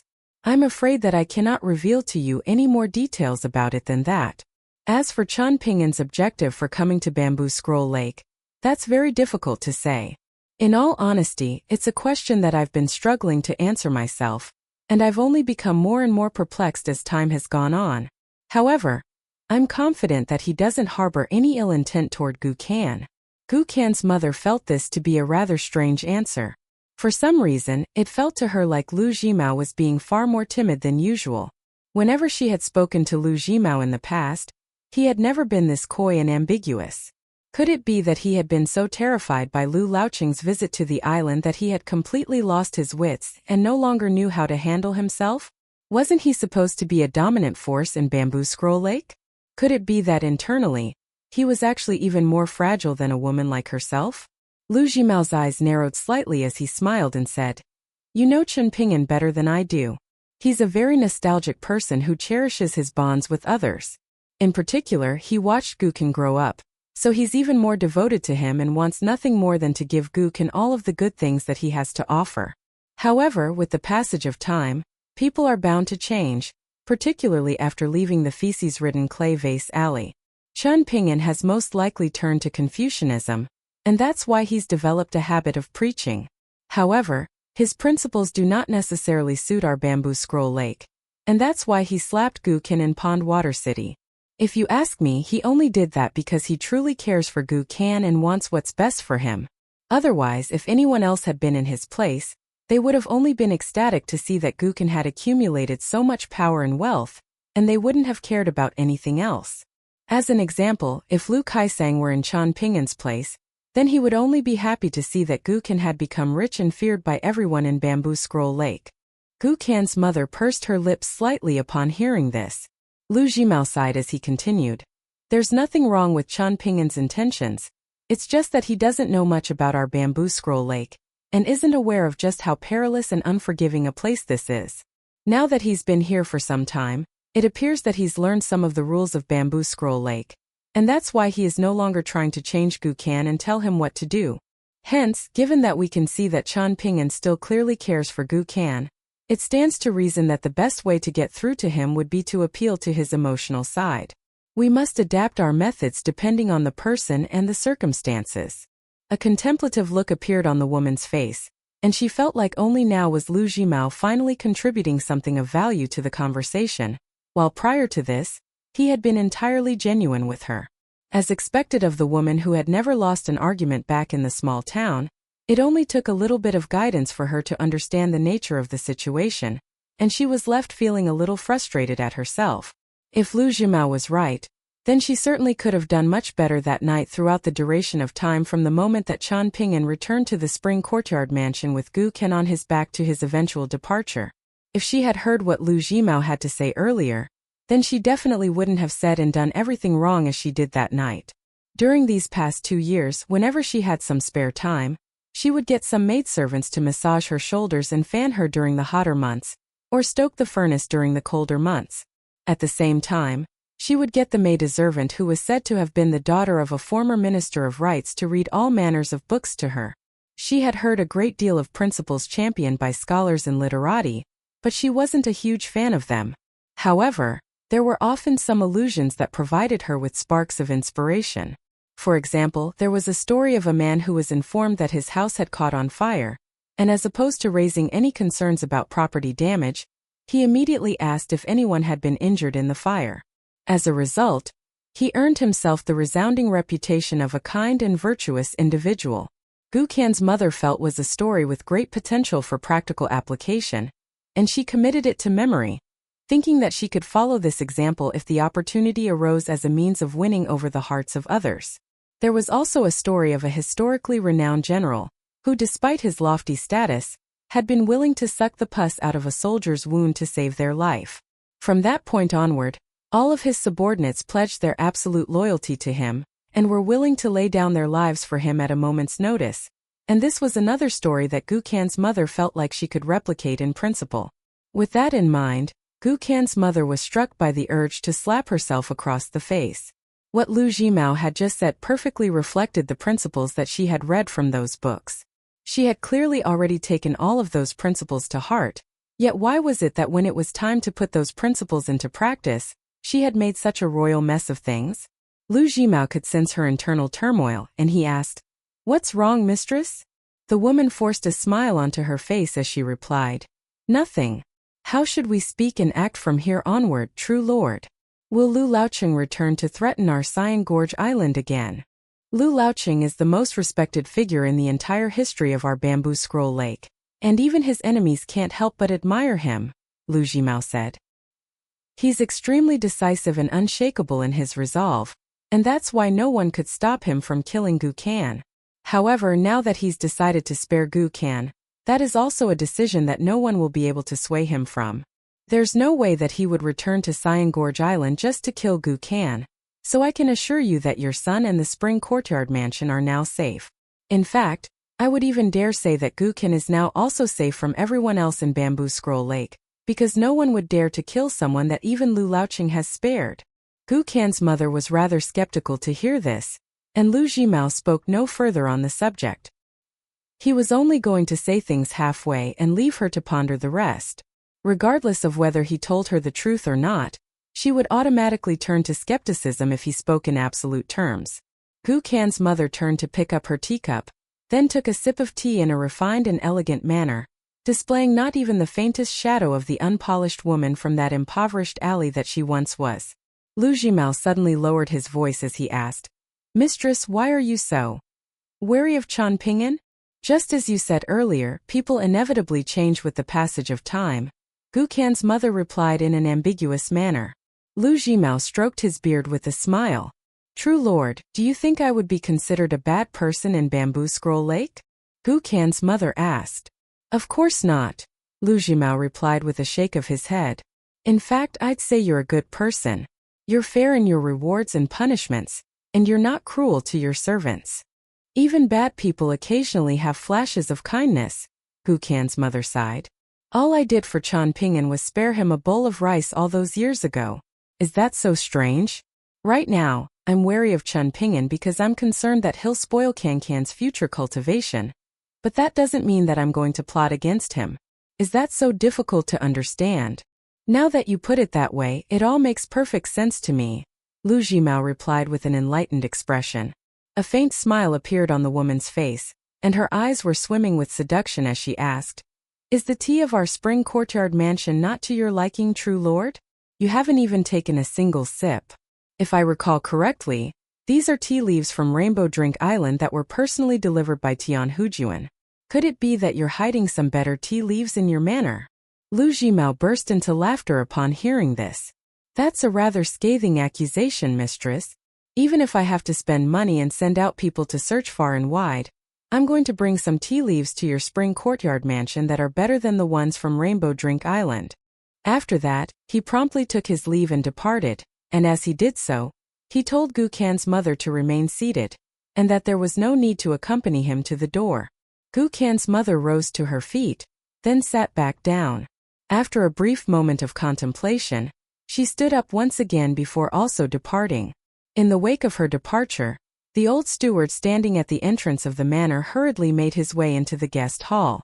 Under normal circumstances, he would have instructed the maidservants of the mansion to clean everything up, but given that the island master had paid the mansion a personal visit, he felt it only appropriate that he cleaned up himself. As he picked up Lu Jimao's teacup, he noticed that the cup was completely empty with the exception of a few tea leaves laying at the bottom. Upon making this discovery, he couldn't help but think to himself that the island master clearly had a great deal of trust in the Spring Courtyard Mansion and its female owner. After departing from the Spring Courtyard Mansion, Lu Jimao returned directly to his own manor, then instructed someone to go to the capital city of the luminous Vermilion Empire and purchase several kilograms of the most expensive tea leaves that they could find there. He then sat down onto a priceless cushion in his secret chamber before spreading his hand open to reveal a small and translucent ball of water. After that, he pulled a white bowl out of his sleeve before placing the ball of water into it. He remained seated until it was deep into the night, and only then did he unleash a mystical ability of his, upon which he instantly appeared outside the room at the entrance of the island before knocking on the door. Upon entering the room, Chan Ping'an had already stepped out from around his desk, and he sat down beside the table before gesturing for Lu Jimao to take a seat as well. Chan Ping'an hadn't erupted into a furious tirade at his expense, and that was both a good thing and a bad thing. Lu Jimao sat down across from Chan Ping'an, then smiled as he said, "I wanted to treat you to some hospitality as the island master and as your host, but you told me not to disturb you without our permission, so I had to set those plans aside. Now that you've asked to see me, I naturally didn't dare to make you come and visit me, so I've come to you." Please forgive me for not giving you any advance notice before I came. He was a nascent tier cultivator, and Cyan Gorge Island was his territory, so this was already a display of immense respect from him. Qian Ping'an extended a hand forward in an expressionless manner, and Lu Jimao hurriedly flipped a hand over to reveal a translucent jade tablet hovering above the palm of his hand. He didn't even dare to make physical contact with the jade tablet as he gently pushed it toward Qian Ping'an, who accepted it before stowing it away. Lu Jimao then pulled out a bowl of water before also pushing it toward Qian Ping'an, only stopping once it reached the center of the table, and he smiled as he said, Gu Can's mother asked to speak to me earlier, and there are some things that were said between us that I would like you to hear. I understand that this is rather unscrupulous of me, but I believe this also counts as a gesture of sincerity from me. The surface of the water in the bowl rippled slightly, and the voices of Lu Jimao and Gu Can's mother quickly rang out in the room. However, to Lu Jimao's surprise, Qian Ping'an clasped a hand over the bowl to scatter the ripples, and the sounds of the conversation ringing out from within it immediately faded away. His other hand was the one that he had used to wield sword immortal the night before. Even though Qian Ping'an had applied the flesh-regenerating ointment given to him by Lu Tai onto that hand following his battle against Lu Laocheng, the injuries that he had sustained were still quite horrific to behold. A look of genuine admiration appeared on Lu Jimao's face as he praised, You are a gentleman of true nobility, Mr. Qian. Forgive me for trying to drag you down to my unscrupulous ways. Qian Ping'an withdrew his hand before clasping them together in their opposite sleeves as he said, I know what kind of person she is and I know what she thinks of me. Perhaps the words that she used were more scathing than I imagined, but from the instant that I moved out of the Spring Courtyard mansion, her words and actions no longer had anything to do with me. Lu Jimao nodded in understanding. Back on Clay Vase Alley, you did some very unscrupulous things in order to help Gu Can keep the little catfish. Not only did you use a secret technique to confound Kai Jinjian of Dawn Cloud Mountain, you also employed a sinister mystical ability to secretly engrave the words Seek Death with Resolve onto my heart, thereby influencing me to go after Kai Jinjian and Fu Nanhua so that I would be killed by them and be gone for good, Qian Ping'an said. I won't deny any of that, Lu Jimao said. You have a pseudo-celestial weapon, do you not, Mr. Qian? You can pierce it into my heart or my head once, and I promise you that I won't retaliate, but from that point onward, neither of us will owe the other anything. If you continue to hold those past events against me even after that and try to extort me, then I'll be forced to stand up for myself. Once again, I've been given a lesson on how things are done here in Bamboo Scroll Lake. What an interesting place this is, you truly see something new here every day, Qian Ping'an remarked with a smile, while Lu Jimao remained silent with a stern look on his face. With the exceptions of Gu Can and his mother, everyone in Bamboo Scroll Lake had the impression that Lu Jimao was a man of very few words, but he always put on a smile for everyone. In particular, in the eyes of his closest subordinates, such as Tian Hujuan and Yu Gui, Lu Jimao was an extremely cruel and pretentious man, and they felt as if they were constantly having to tread on eggshells in his presence. People who spoke very rarely were either shy and not good with their words, or extremely conniving and constantly plotting something. That was why the former master of Heavenly Governess Island, the poor wretch that had already met their demise, had once given Lu Jimao the scathing appraisal of a phony of a true lord, a smiling Buddha with a blade of slaughter concealed up his sleeve. Qian Ping'an reached his bandaged hand out of his sleeve, and Lu Jimao's eyelids twitched slightly at the sight of this gesture. He removed the sword nurturing gourd that was strapped to his waist, then filled the white bowl on the table most of the way with Crocaw wine before pushing it back toward Lu Jimao. After that, he set the sword nurturing gourd down by the table, then smiled as he said, What would be the point of piercing you with my sword? I may not even be able to truly wound you, and even if I could, it would still be largely inconsequential, given the multitude of substitution techniques available to cultivators to avoid death. Lu Jimao picked up the bowl before finishing all of the wine in it in one go, then said, Mr. Qian, you are a man of immense wisdom, and you are also blessed with tremendous fortune. I was wrong to have done what I did to you all those years ago, and for that I accept my punishment. What are your conditions? If I told you that I'm willing to let bygones be bygones, you wouldn't believe me, and I wouldn't even believe that myself, Qian Ping'an said. Lu Jimao burst into laughter upon hearing this, and he pushed the bowl across the table again as he said, For how candid and straightforward you're being with me. I'm going to request from you another bowl of wine. Chen Ping'an really did oblige to the request, filling Lu Jimao's bowl to roughly the halfway mark, and once again Lu Jimao finished the wine in one go. If the cultivators of Cyan Gorge Island had been present to witness this scene, then they would have most likely seen it as a peaceful resolution between host and guest. Before I state my conditions, I have some questions that I would like to ask you, true lord, Chen Ping'an said. Go ahead, Lu Jimao prompted with a nod. What is your foundational pursuit when it comes to the cultivation of the heart? Chen Ping'an asked. A Taoist naturally pursues the truth in their cultivation, Lu Jimao replied without any hesitation. Could you elaborate a little on that and specifically speak about yourself? Chen Ping'an asked. Lu Jimao was a little hesitant to oblige with this request, but he ultimately still acquiesced as he began. The 7 emotions and 6 desires present in all of us resemble a tangled mess of threads, so one must untangle and categorize everything. He pointed at the row of shelves behind Chen Ping'an's desk as he concluded. Just like all of those files that you've categorized and stored away. He then continued. From this point onward, cultivators who choose to go down this unorthodox path of mine will have to make their own choices, and each of them will go down their own divergent path. They could shrink to the size of mustard seeds and be set aside, or expand to the size of mountains and be constantly fortified over time, and all of them are ways of cultivation. As for how many mustard seeds will be manifested or how many mountains will arise, that depends on each person's aptitude and innate qualities. There are many obstacles and perils that one will encounter along the way, and there are also many things that were created to help one negotiate those obstacles and hazards. For example, when it comes to dealing with those mustard seeds, there is the technique to sever the 3 corpses that was passed down from ancient times. As for how to build up those mountains, one can consume pills or absorb the essence of the celestial bodies.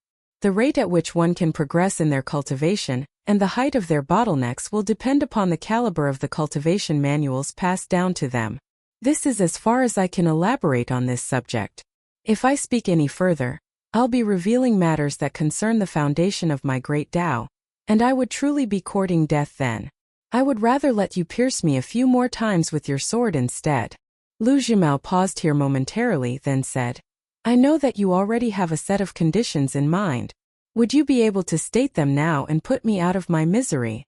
There's no hurry, Chen Ping'an said with a smile. I have another question. Lu Laoqing has completely destroyed the reputation that Cyan Gorge Island has built up in Bamboo Scroll Lake over the course of the past few centuries, and sent it tumbling to the bottom of the lake along with the little catfish. Under these circumstances, will you still be able to hold on to your title as ruler of the cultivation world? Are you going to relinquish the title to Lu Laoqing and be content to serve as a subordinate of his? Or are you planning to fight? Lu Laoqing may seem like an insurmountable adversary, but perhaps you have the Great Li Empire on your side. A pitiable look appeared on Lu Jimao's as he sighed in a resigned manner. What I'm afraid of is that the Great Li Empire has perhaps already decided to abandon me in support of Lu Laoqing instead. Without the backing of the Great Li Empire, our Cyan Gorge Island would be completely at Lu Laoqing's mercy. In fact, in his eyes, I wouldn't be any better than the open-collar ladies on the island. Forget stripping off a few layers of clothes. He could easily strip all of the skin and flesh from my body if he so pleased. Chen Ping'an smiled as he said, I hear that you're very proficient when it comes to brewing tea, and that you can also tolerate drinking cheap wine. I wish I could do the same. Despite my best efforts, I just can't get used to drinking tea. I will be sure to commit your teachings firmly to memory, Mr. Chen, Lu Jimao said in a sheepish manner. Chen Ping'an's smile faded as he said, I can let all of our past differences slide, but only if you give me a certain person in exchange. That's not going to happen, Mr. Chen. I suggest you forget about it, Lu Jimao replied with a shake of his head. She's just a half-human, half-ghost woman from the Vermilion Court residence. Do you think I would have dared to refuse if Lu Laoqing had tried to abduct her by force that night, or if he had simply asked for her like you did just now? He could have easily taken her, and I wouldn't have been able to do anything about it, but he didn't do that. Have you considered why? Chen Ping'an sat in silence across from Lu Jimao with his hands tucked up their opposite sleeves. Not only is she clueless about this secret, even Ma Yuanji is completely oblivious. So how did you manage to figure it out? Lu Jimao asked in a curious manner. I was tipped off by the origins of the name of the Vermilion Court residence, and I received further confirmation from the name of a flagon of wine, Chen Ping'an replied. Lu Jimao became even more perplexed upon hearing this, and he implored, Please enlighten me, Mr. Chen. Ma Yuanji was once an imperial chef, and he's infatuated with Lu Chongrun of Bejeweled Hairpin Island. I've heard his life story from him, and whenever he mentioned the Vermilion Court residence, he always seemed very pleased with the name, but wasn't willing to elaborate on why. Hence, I paid a visit to Bejeweled Hairpin Island and intentionally brought up the name to Lu Chongrun. She was immediately infuriated, and she was also unwilling to reveal the truth, but she denounced Ma Yuanji as a shameless scoundrel. Ma Yuanji had named his manor the Vermilion Court residence as a play on words. Lu Jimao burst into laughter upon hearing this. That's brilliant.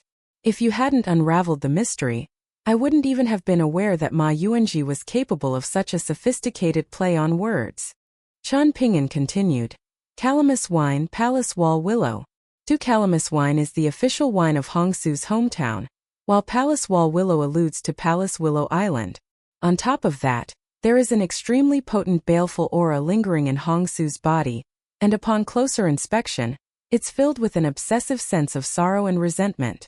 Everyone in Bamboo Scroll Lake knows the love story between Lu Laocheng and his female disciple, the story that concluded with the female disciple's tragic demise. Hence, I didn't even have to consult the historical records of Bamboo Scroll Lake to make the connection. Additionally, given how shrewd and cautious you are, it was clear to me that you had to have been aware that the biggest threat to your status as the ruler of the cultivation world isn't the three-island alliance of Millet Grain Island, Azure Mound Island, and Heavenly Governess Island. Instead, it's Lu Laocheng. The fact that you even dared to claim the title of ruler of the cultivation world tells me that you have more than just the backing of the Great Li Empire on your side. You definitely have some other tricks up your sleeve that can ensure that even if Lu Laocheng returns to Bamboo Scroll Lake, at the very least, he won't take your life. Lu Jimao burst into hearty laughter after hearing Chen Ping'an's analysis. Never had he imagined that in the entire Bamboo Scroll Lake, it would be a young man from a foreign land that would be the one to know him better than anyone else. Chen Ping'an was looking rather weary as he said, I'm going to state half a condition first. I know you've definitely planted some things on Gu Kan's mother with which you can threaten her life if the situation demands it, and I want you to remove whatever it is that you've planted on her. Right now, Gu Kan no longer poses a threat to you, and your top priority is to deal with Lu Laocheng and protect your title as ruler of the cultivation world.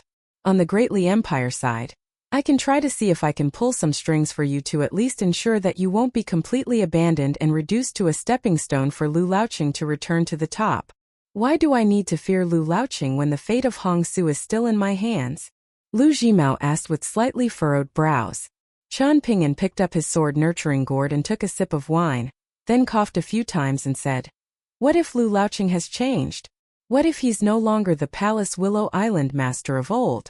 What if this concerns the future of his great Tao? Is Hongsu really that important? He wasn't able to cast her aside all those years ago, but are you sure the same still applies now? What if, when it comes to the moment of truth, he chooses to end Hongsu's life with his own hands? What's going to save you from his wrath then? I'm not saying all of that is going to happen. I'm just laying out the worst-case scenario for you, and I'm giving you a choice to prevent it from happening. Do you really have the ability to influence the decision-making of the Great Li Empire's top brass? Lu Jimao asked. Chen Ping'an nodded in response. I do, but only to a certain extent. I can tell you right now that the Great Li Empire Song clan still owes me some things. A myriad of emotions welled up in Lu Jimao's heart at the sight of the young man sitting across from him. In the end, he stowed away his white bowl, then rose to his feet and said, I'll give you a definitive answer within 3 days. Chen Ping'an remained seated as he replied, I hope that you can continue to remain objective and pursue the truth even when it comes to matters concerning your own great Tao and welfare. Lu Jimao's eyelids twitched slightly as he assured, I will. Following Lu Jimao's departure, Chen Ping'an erupted into an uncontrollable coughing fit. Forcibly wielding sword immortal that night had taken an unimaginable toll on his body, and considering a bonded acupoint of his had already been ruined, this could barely have come at a worse time. However, Chen Ping'an wasn't fazed by any of that. He was never afraid of losing everything and returning to square one, but there were many subtleties that many other people viewed as complete trivialities that he regarded to be of the utmost importance. Chen Ping'an made his way out of his room, then passed through the entrance of the island, picking up some stones along the way. He squatted down at the dock and began tossing the stones into the lake one by one. "Gu Kan, I don't want the catfish from you, that was never my intention. Otherwise, after what you said to me on Clayvase Alley, I could have disregarded that gesture of kindness from your mother in the form of that bowl of rice. I know that it's precisely because you're aware of this that you said what you said to me. You had to test me and force me to give you a definitive answer so that you can be completely at ease even when you're at your most vulnerable." This was a display of Gu Kan's intelligence, but it was also a display of where his intelligence was lacking. That wasn't to say that he was plotting against Chen Ping'an. On the contrary, Chen Ping'an was still extremely important to him, and as long as Chen Ping'an didn't do anything to harm his most fundamental interests, he would happily allow Chen Ping'an to slap him twice, or even 20 times without retaliation. The truth was very simple. Chen Ping'an was still the young boy from Clayvase Alley that he had always been, while Gu Kan was also still the same snotty brat from all those years ago. The difference was that back then they had to depend on each other for survival, and they didn't truly know themselves nor did they truly know each other. As time passed, some hearts were inevitably bound to grow apart. What Chen Ping'an wanted was just for Gu Kan or his mother to ask him about the severity of his injuries and whether he was all right, even if it was only a question raised in passing as an afterthought. After tossing all of his stones into the lake, Chen Ping'an raised his head and gently exhaled, with his breath instantly turning into a visible cloud of mist in the winter chill. He then lowered his head and began gently breathing onto his own hands for warmth. On Palace Willow Island, Lu Laoqing had already explicitly forbidden everyone in Bamboo Scroll Lake from entering within a 10,000 feet distance of the island, and no one dared to challenge his authority. As usual, Gao Mian was a terrible drinker and was already snoring loudly in a state of deep slumber, leaving Sun Yuan and Lu Laoqing to drink on their own in a dilapidated pergola. For terrestrial immortals like them, they measured spans of time in decades, even centuries, and the seasonal cycle of a year was something that often passed by without their notice.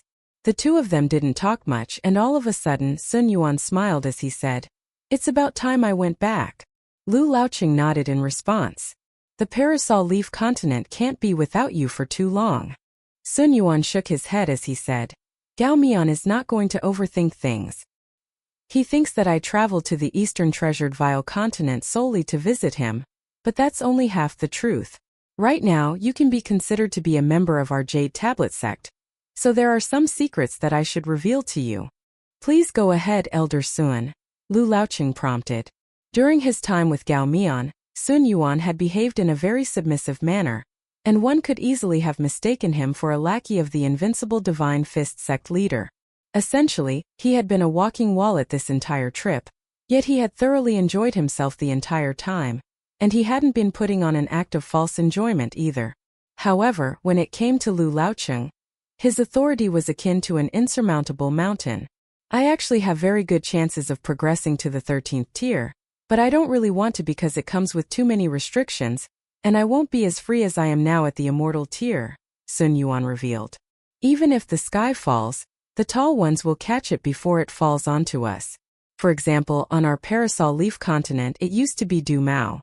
Now, even though I'm reluctant to admit it, I've taken his place. As for whether I'm making the right decision to refrain from advancing to the Ascension tier, I'm not so sure of that myself. Only time will tell, I suppose. As the leader of the Jade Tablet sect, I'm responsible for more than just myself. In the wake of Du Mao's demise, his great Tao has completely collapsed, and what's left is not just the colored glazed golden body fragment that you've managed to obtain. There are also many intangible, indescribable things, and they are the so-called fated opportunities that us cultivators often refer to. As for how much of the fated opportunity that's meant for me that Zhang Shangzhen will be able to intercept and how much he'll be able to take from the cultivators of the Parasol Leaf sect, that will be down to his luck and abilities. If Zhang Shangzhen really doesn't manage to reap any rewards and is sent scurrying to Bamboo Scroll Lake by me, then I'll have to trouble you to help him out where you can. If Zhang Shangzhen manages to secure a large slice of the pie for himself, then that's also a good thing. That way, the lower sect of our Jade Tablet sect on the Eastern Treasured Vial continent would have 2 cultivators with hopes of reaching the immortal tier, and even Heavenly Lord Qijan, the neighboring Lakeview Academy, and the Greatly Empire Song clan wouldn't dare to take you lightly. Lu Laoqing nodded in response, and he knew that Sun Yuan was being very candid with him. Lu Laoqing had chosen not to establish a sect in Bamboo Scroll Lake not just because he had become disillusioned with the place. In addition to that, there was a combination of many factors that made it a particularly perilous undertaking, one that could have easily delayed or even impeded his pursuit of the Great Tao. Furthermore, every single breakthrough that he had made, whether it be in his cultivation base or his mental state, had always come with their accompanying sacrifices. Lu Laoqing was a man who had endured extreme adversity and taken extremely hard falls, even coming close to losing his life on occasions. The calamus wine buried in the palace wall willow. That was a very convoluted piece of history, one that even someone as cold and callous as Lu Laoqing didn't want to bring up. If it weren't for the fact that he had made peace for himself and the Jade Tablet sect had chosen to establish its lower sect in Bamboo Scroll Lake, he would have most likely never returned to this place of sorrows. The more he interacted with Sun Yuan, the more apprehensive Lu Laoqing became.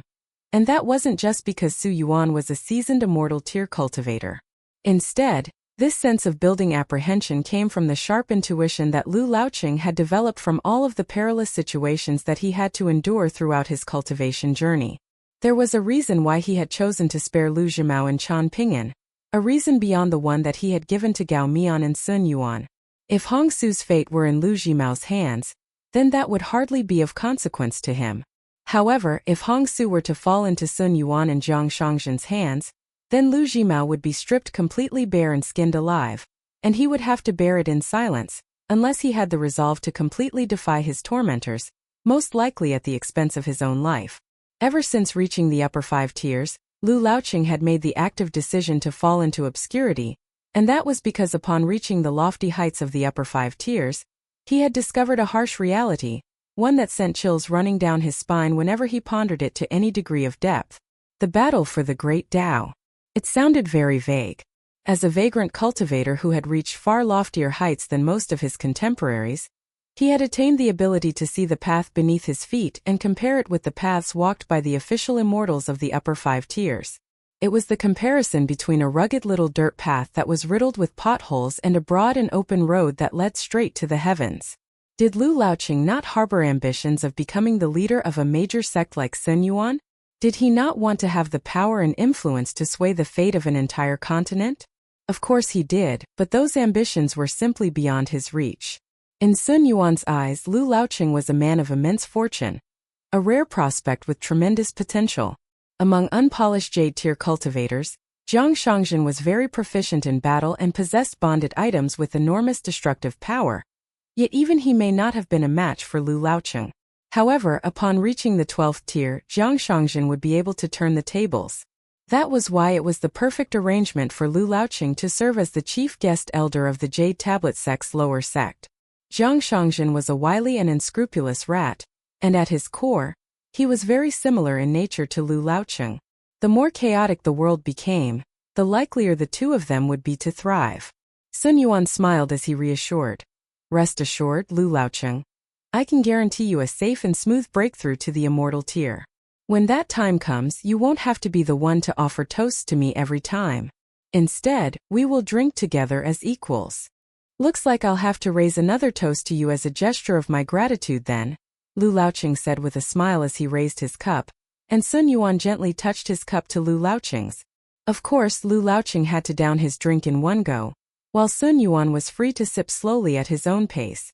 In the spacious room on the top floor of the tall building in Pond Water City, Cui Dongshan had steeled himself several times to step out of the lightning field, only to lose his courage at the last second every single time. He began jumping up and down in frustration while vigorously flapping his sleeves, much like a large white swan flapping its wings in agitation.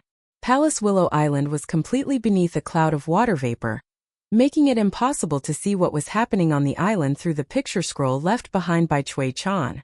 Of course, the Confucian sages residing high up in the heavens above the eastern treasured Vial continent would be able to see the island if they so pleased, But unless there was something of great importance at stake, such an intrusive move would have been considered rude and contrary to correct etiquette. Interestingly enough, these rules had been put into place by the etiquette sage, and they worked solely to hinder Confucian sages like himself. Over the course of the countless, long years during which the Confucians had presided over the majestic world, many astonishing secret plots had been hatched by followers of the 100 schools of thought, 12th and 13th tier cultivators, as well as all manners of demons, ghosts, spirits, and deities. Some of these plots perished before ever seeing the light of day, but most of them had been extremely destructive and left behind long-lasting and far-reaching consequences. However, this rule remained completely unshakable, continuing to firmly restrict the Confucian sages and keep their hands tied. It sounded completely inexplicable, did it not? As a matter of fact, the etiquette sage wasn't the only one that was so inexplicable, as there was a similar line that existed in the White Jade capital and the Lotus Flower Buddhist nation. Cui Dongshan stopped what he was doing, then sat back down in front of the go board with his legs crossed. He reached his hands into the 2 jars of go stones before stirring them around in a haphazard fashion, causing the stones to clatter audibly against one another. Cui Dongshan picked up a vibrant cloud stone before slamming it forcefully down onto the go board. Sun Yuan is setting a test for Lu Laocheng, while also doing him a favor, as expected of the wily old fox. However, none of that is of any real consequence. Right now, Bamboo Scroll Lake has become a delectable piece of meat, waiting to be devoured by the Great Li Empire, while the luminous Vermilion Empire has an awkward decision to make. It seems like a waste for them to outright relinquish Bamboo Scroll Lake to the Great Li Empire, but the sacrifices that it would have to make to secure Bamboo Scroll Lake would far outweigh what Bamboo Scroll Lake is worth. The battle that will truly decide the fate of the central region of the eastern treasured Vile continent is about to commence. In light of that, the saint of the Middle-earth Confucian temple above our heads will undoubtedly have his undivided attention focused here.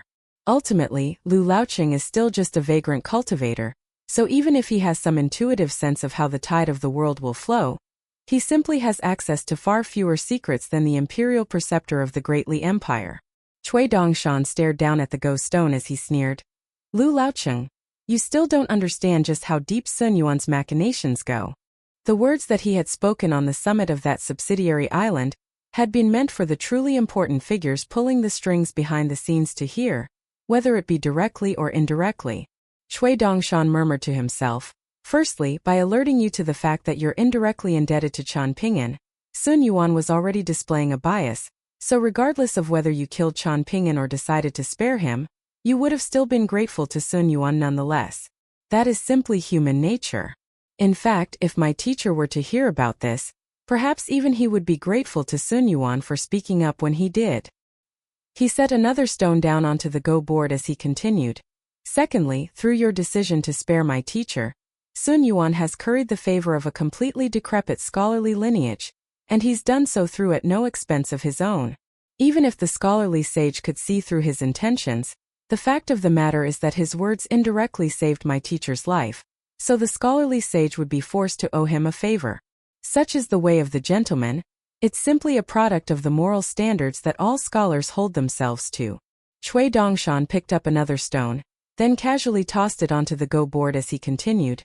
Thirdly, and this is the true crux of the matter, Sun Yuan said what he did for the sage overhead to hear, and even more so for the sage that's still serving out his punishment in the Confucian temple as I speak.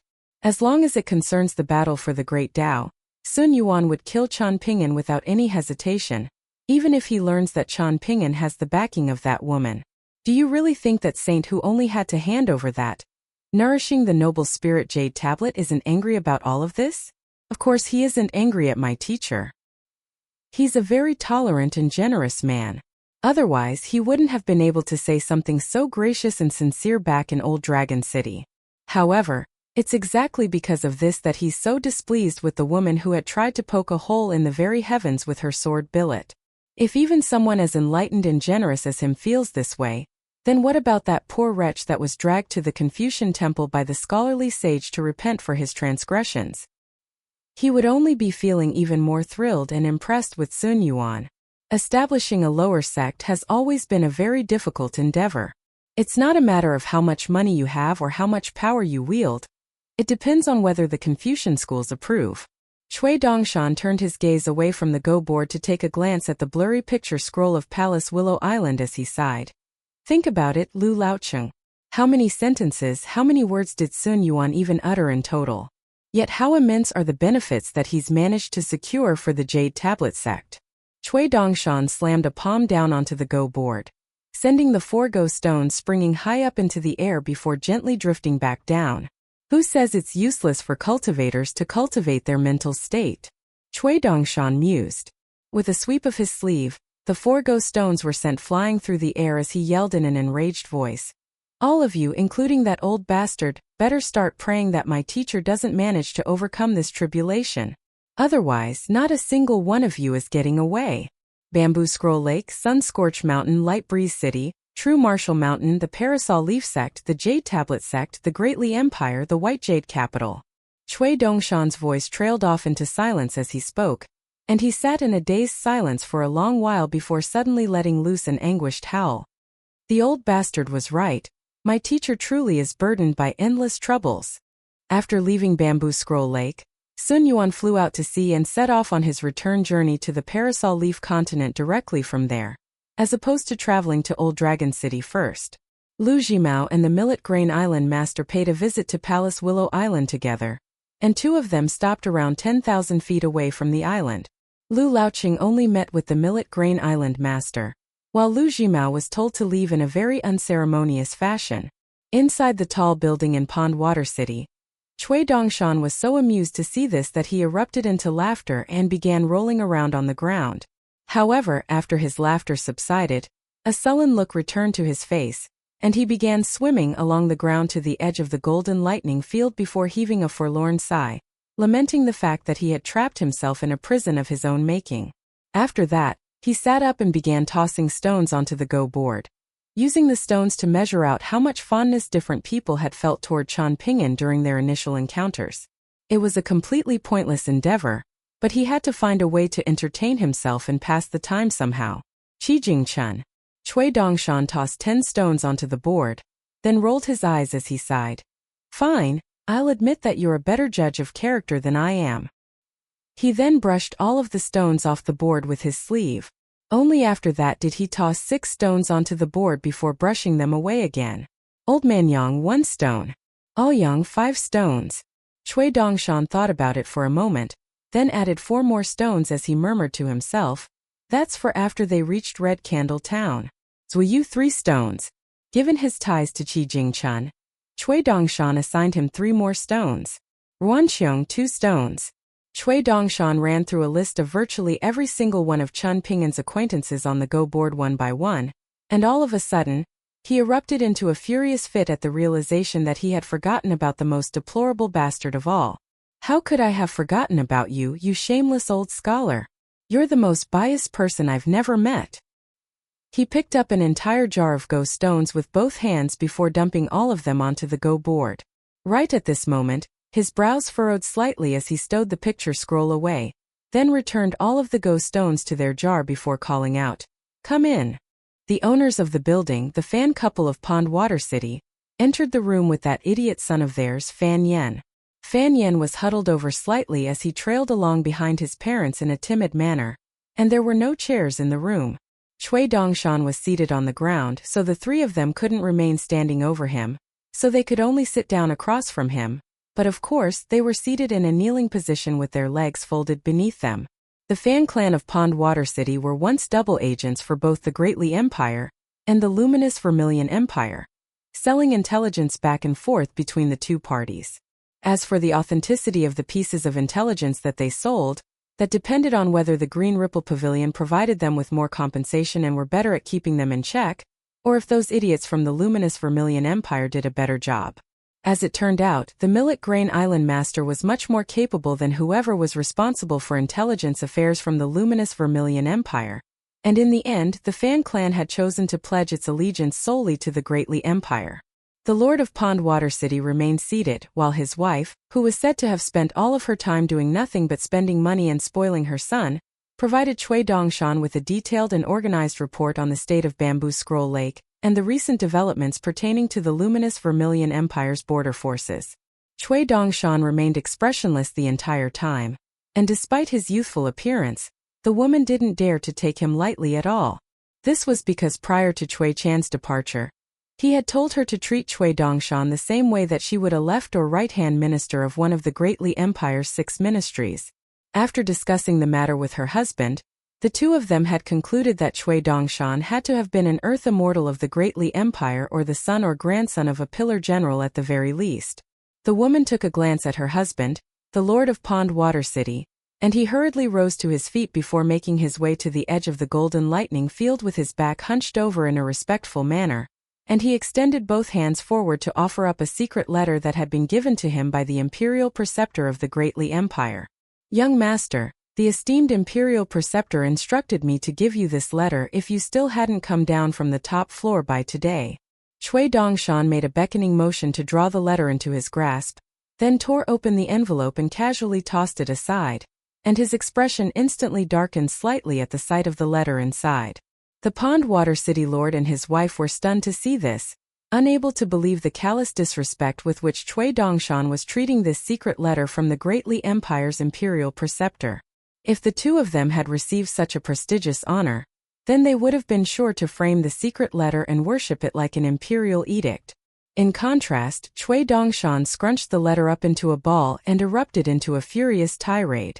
The letter read, "I said you were forgetful, and I'm sure you disagreed. How about now? You were the one who drew this circle. Did I ever contest you on this matter? By stepping out of the lightning field, you'd be breaking the rules, but so what even if you followed the rules? You are the one who has backed yourself into a corner and trapped yourself in a prison of your own making. In that sense, how are you different from Chen Ping'an?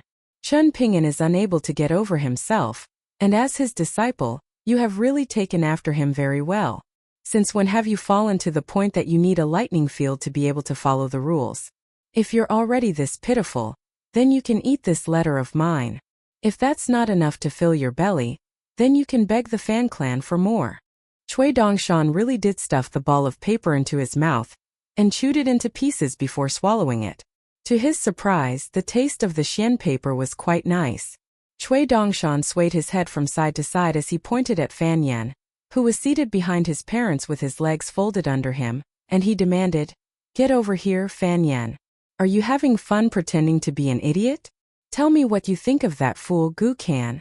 The tall young man rose to his feet, then extended a respectful curtsy before stepping forward and sitting down abreast of his parents, who were clearly a little anxious, perhaps even somewhat fearful of this son of theirs. Fan Yan wore a calm expression, and he looked directly at Cui Dongshan with no fear or timidity in his eyes at all as he smiled and said, "Gukin is a very simple kid. All I had to do was act a little stupid and simple, pretend to be very devoted to my parents, and be willing to endure hardships and accept losses, and eventually I was able to earn his trust. I was going to sell him once I encountered someone who could afford him, but Lu Laoqing ended up costing me a large sum of immortal currency, and I don't even have anyone to complain to." "You're a smart guy," Cui Dongshan remarked with a smile. "Unfortunately, I lack wisdom," Fan Yan replied. "Is that really what you think?" Cui Dongshan asked with an amused smile, and Fan Yan was slightly taken aback by this question. Cui Dongshan rose to his feet and clasped his hands behind his back, then strode over to the edge of the golden lightning field before sending Fan Yan sprawling with a kick. He looked down at the young man who had fallen onto his backside and said, "If you want to be able to stand above others, then you have to be able to bear greater fortune and endure greater misfortune than those beneath you. If you want to live an easy life, then you'll either have to play the fool or be an actual fool. Which one of those two categories do you fall into? Make sure you think carefully about that question. If you answer wrong, the city lord's manor will have to arrange your funeral tomorrow." Fan Yan's complexion turned deathly pale, while Cui Dongshan continued to look at him with a faint smile. All of a sudden, a smile appeared on Fan Yan's face as well, and all of the fear in his eyes had faded away. Cui Dongshan cocked his head to the side as he scrutinized Fan Yan with a cold gaze and asked, "You must have been told by that old bastard that you don't have to worry about me killing you, is that right? But do you know what he's actually thinking? If you can't even deduce that, if you can't even guess who I am, then who gave you the courage to speak to me?" It was only now that Fan Yan was truly beginning to grow anxious. It's already a foregone conclusion that the Great Li Empire is going to conquer Bamboo Scroll Lake. The intelligence that you've sold to our Great Li Empire has proved to be very useful, and you've made some significant contributions in the past, but you've been given just reward for everything that you've done, so you're not owed anything. Also, do you really think that the Green Ripple Pavilion is unaware of the private arrangements you've made with the luminous Vermilion Empire?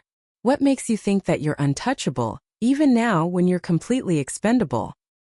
He stepped out of the golden lightning field, and the entire building shuddered violently under his nascent tear aura. Cui Dongshan strode over to Fan Yan, then brought the tips of his thumb and index finger together as he looked down at the latter and sneered. I don't even want to crush a piece of scum like you because it would only dirty my hand. It's incredible to think that a little shit like you dares to get smart with me. He then turned to the entrance of the room and spat in that direction as he yelled. I know what you're plotting, you old bastard. You want this little shit to goad me into a fit of rage, so that I would slay that 9th-tier swordsman of the luminous Vermilion Empire for you. Isn't that right? At this point, the Pondwater City Lord and his wife were already trembling uncontrollably from fear, and Cui Dongshan turned to them with a menacing expression as he snapped.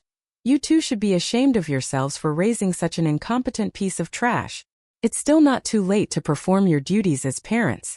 You can start off by giving him a dozen or two slaps. Make sure to make them loud and clear or I'll kill all three of you right now. Isn't there a custom in Bamboo Scroll Lake that families have to be together? Whether it be in this world or in the afterlife. You better not piss me off any more than this because I'm the one who's going to decide whether you three get to stay together in the world of the living, or on the other side. The sound of a string of loud slaps rang out in the room, and it was far more pleasing to the ears than the sound of clattering ghost stones. Cui Dongshan's mood was finally lifted. He emerged from the room, then strode over the railing in the walkway with a bleak look on his face as he murmured to himself, Gu Kan, you must think that you're better than everyone else, don't you? Do you really know how cruel this world is? Do you know how Chun Ping'an has managed to survive to this day? Even with that little catfish by your side, you're destined not to be able to survive for long in Bamboo Scroll Lake. What makes you think that you'll be able to go far on this path of yours? Did Lu Jimao teach you that? Did your mother teach you that? Do you know how much my teacher has sacrificed for you? In the dying light of dusk, Chun Ping'an took a stroll to the Vermilion Court residence while carrying the flagon of calamus wine that had been sitting in his minimization treasure this entire time. Hong Su emerged from the side room as she waved at him with a smile. Just like on that day when Chun Ping'an had heard her life story, the two of them sat down on the doorstep together. Hong Su's eyes were glowing with admiration as she turned to Chun Ping'an and raised her thumb as she praised. You're the man, Mr. Chun. A hint of sorrow flashed through Chun Ping'an's eyes, and he couldn't bring himself to reveal to her the truth that would break her heart. The world was never a simple place, and honesty wasn't always the best policy. At the very least, Hong Su could currently lead a peaceful life with no worries. Would it really benefit her to know the truth? Wouldn't that only make it so that she had to live in fear every day? Just as she was now, Hong Su had been a very kind and thoughtful woman throughout her lifetime, and she mistook the hint of sorrow in his eyes as a sign that he had sustained some severe injuries during his riveting battle against Lu Laocheng. That had to have been why he was looking even more frail and lethargic than during their previous meeting. Additionally, in her eyes, it made sense for Chun Ping'an to be concerned for his own future, given that there was such an insurmountable adversary of his currently residing on Palace Willow Island, constantly eyeing up Cyan Gorge Island. Chun Ping'an raised the flagon of calamus wine in his hand as he forced a smile onto his face and said, I've been saving this wine since you gave it to me last time. Do you have any cups or bowls here? Let's drink this wine together. I only have a single bowl, Hong Su replied in an embarrassed manner. Should I go and ask the servants of the manor for some cups? There's no need for that, Chun Ping'an said with a smile. You can use the bowl, and I'll drink straight out of the flagon. A smile appeared on Hong Su's face as well, and she skipped over to the dark side room to retrieve a white bowl. By the time she sat back down on the doorstep, Chun Ping'an had already removed the yellow paper from around the flagon and broken the clay seal, and he turned to the side to pour some wine for Hong Su. Hong Su was struggling to contain her amusement. The white bowl barely felt heavier at all. She was the one who had given him the wine, yet he was being so stingy, having poured barely any wine into her bowl at all. He took a glance at her, then looked back down at the bowl and poured in a bit more wine. Hong Su was finally unable to suppress her amusement any longer, and she threw a hand over her own mouth, but the sound of laughter was still escaping through her fingers. Chen Ping'an also burst into laughter, and this time, he finally filled her bowl all the way. Hong Su's eyes had curled up into a pair of crescent moons from her vibrant smile, and she held the bowl in both hands as she drank the wine in small sips, while Chen Ping'an also took a sip himself. Neither of them said anything. During their previous meeting, Hong Su had jokingly asked him if there was a girl that he liked, and he had shyly admitted that there was. Hong Su couldn't help but wonder where that girl was right now. Surely her heart would ache for him if she were to see how lonely he was on Cyan Gorge Island. Chen Ping'an took a sip of wine, then cast his gaze into the distance as he asked in a quiet voice. Hong Su, we're friends, right? Hong Su nodded firmly in response. Chen Ping'an continued to look into the distance, and it almost seemed as if he were talking to himself as he said, "From now, no matter what kind of trouble you encounter, don't be afraid. Always remember that you have a friend in me." Hong Su was rather perplexed about why Chen Ping'an was telling her this now, but she was still very happy nonetheless. She turned her head to the side to sneak a furtive glance at him, and she discovered that he had already put on a thick, cotton, azure robe to protect him from the deepening winter chill on this day. Someone from the sword chamber arrived at Chen Ping'an's room to inform him that another flying sword letter had arrived on Cyan Gorge Island, and he immediately left his room to retrieve it. He was expecting it to be Zhong Kuei's return letter. Sure enough, upon reaching the sword chamber, Chen Ping'an was greeted by a secret letter from Peace and Tranquility Mountain. Unfortunately, Zhong Kuei informed him through the letter that he had been very busy of late, and there were still demonic entities wreaking havoc all over the Parasol Leaf continent. The situation wasn't as dire as it had once been, but it was even more troublesome and annoying. All of the major threats had been dealt with, but there seemed to have been no end to all of the small fry that had to be dealt with. As a result, he wouldn't be able to leave the Parasol Leaf continent for now, but he would immediately make the trip as soon as he had some spare time. However, he concluded the letter by telling Chen Ping'an not to get his hopes up, as he definitely wasn't going to be able to leave the Parasol Leaf continent anytime soon. Chen Ping'an was a little concerned. After all, not only had Zhong Kuei been stripped of his noble scholar status by the academy, he had also become a ghostly entity. Without his status as a noble scholar, he would be without his most potent layer of protection if he were to encounter a nascent tier demon. After tucking the secret letter away, Chen Ping'an emerged from the sword chamber, and internally he was jokingly denouncing Zhong Kuei for being a terrible friend. His letter had included a bunch of stories much like the ones in the Bamboo Scroll Lake reports, such as Yao Jinji being selected into the Imperial Palace, the riveting back-and-forth action between the three princes of the Great Quan Empire, the fortune to have befallen the Burial River Goddess, the successful promotion of the Green Roving Residence into the Green Roving Divine Water Palace, and other such stories. The only thing that he failed to include in his return letter were answers to the questions that Chen Ping'an had raised in his initial letter. He had no need for the sword chamber, as he had a premium, small sword resting ground in his own manor that he could receive and send flying sword letters from, and it was more convenient and obscure. Additionally, Lu Jimao was rarely sighted on Cyan Gorge Island, and aside from during his occasional visits to Gu Ken in the Spring Courtyard Mansion, Tian Hujuan and the masters of the subsidiary islands were the only ones who were ever granted an audience with him. Lu Jimao clasped his hands behind his back and lowered his head as to carefully examine the flying sword that had come from Peace and Tranquility Mountain that was still absorbing spiritual energy in the sword chamber, most likely to verify the authenticity of the Peace and Tranquility Mountain inscription engraved onto its surface. On the eastern treasured Vile continent, the letter-bearing flying swords of all of the major sects were generally emblazoned with the names of the sects that they had come from through the use of unique secret techniques. This was a display of power and status in itself, and this was a practice that was observed by the likes of the Divine Edict sect, the Wind Snow Temple, and True Martial Mountain, as well as even the Wind Lightning Field, home of the vastly renowned Li Tuanjing. As a matter of fact, the Wind Lightning Field inscriptions on around half of the letter-bearing flying swords of the Wind Lightning Field had been personally engraved by Li Tuanjing using the tip of his bonded flying sword. However, it was rumored that Li Tuanjing had already passed away, and that the Wind Lightning Field had been passed down to Huang He and Lu Baqiao. On top of that, its sworn rival, Sun-Scorched Mountain, was enjoying a meteoric rise. Even though Huang He was an extremely bright prospect, and Liu Baqiao was also a top-tier prodigy in his own right, a wind-lightning field without Li Tuanjing at the helm was hardly the same wind-lightning field, and it was nowhere near as feared and respected as before. All of the cultivators on the eastern treasured Vile continent were currently speculating about when Huang He was going to be able to truly take over the reins from Li Tuanjing.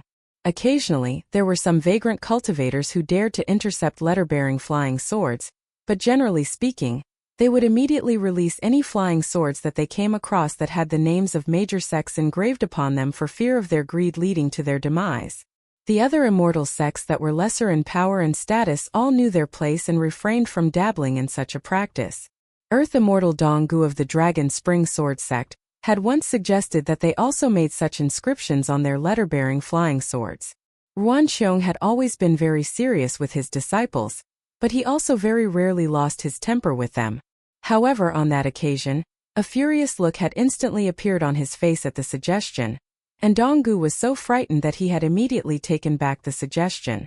In the end, Ruan Xiong had scoffed in a self-deprecating manner. What right does our sect have to do something like that when we don't even have a single nascent tier cultivator? The manager of the sword chamber mustered up some courage, then said in a timid manner, "Island Master, this flying sword has more than just Peace and Tranquility Mountain engraved on it. There are some additional inscriptions on the other side as well." Lu Jimao nodded in response, then gently reached out a finger to flip the sword over to reveal the words Ancestral Hall, engraved onto its other side. Lu Jimao's eyes narrowed slightly as he heaved an internal sigh. It seemed that Chan Pingyan had some extremely powerful connections on the Parasol Leaf continent. Earlier, Lu Jimao had laid down his pride to visit Chan Pingyan to issue an apology, and the two of them had opened up to one another in a candid conversation. He had been rather skeptical about Chan Pingyan's claim that the Great Li Empire still owed him some things, and he still didn't fully believe it even now, but he was certainly more convinced than before. This was a letter-bearing flying sword from the Ancestral Hall of Peace and Tranquility Mountain, the third most powerful sect on the Parasol Leaf continent. On the much smaller eastern treasured Vile continent, this was roughly equivalent to a flying sword from the Heavenly Lord Qizhan's Lotus Flower Hall, and it was certainly a massive symbol of status. Perhaps someone like Lu Laocheng wouldn't have been overly intimidated by something, but it was certainly not something that Lu Jimao could simply overlook. Flying swords expended immense amounts of spiritual energy during the course of intercontinental journeys, so they ate through huge sums of immortal currency. The cultivators of the Cyan Gorge Island Sword Chamber had specially held a meeting over this matter, discussing whether it was necessary to report the matter of those few lesser heat coins to Tian Hujuan when informing her of the arrival of this flying sword from Peace and Tranquility Mountain. After some deliberation, it was decided that such a trivial matter was not worthy of bothering Tian Hujuan over, and in the end, all of them contributed some money out of their own pockets to pool together the sum of lesser heat coins, and it was their way of doing their part for Cyan Gorge Island. Lu Jimao turned to the manager of the sword chamber, then asked, "Has Mr. Chan said anything about the immortal currency that this flying sword has consumed during its time in the sword chamber?" "No," the manager replied with a shake of his head. "Mr. Chan doesn't seem to really know the rules of the sword chamber.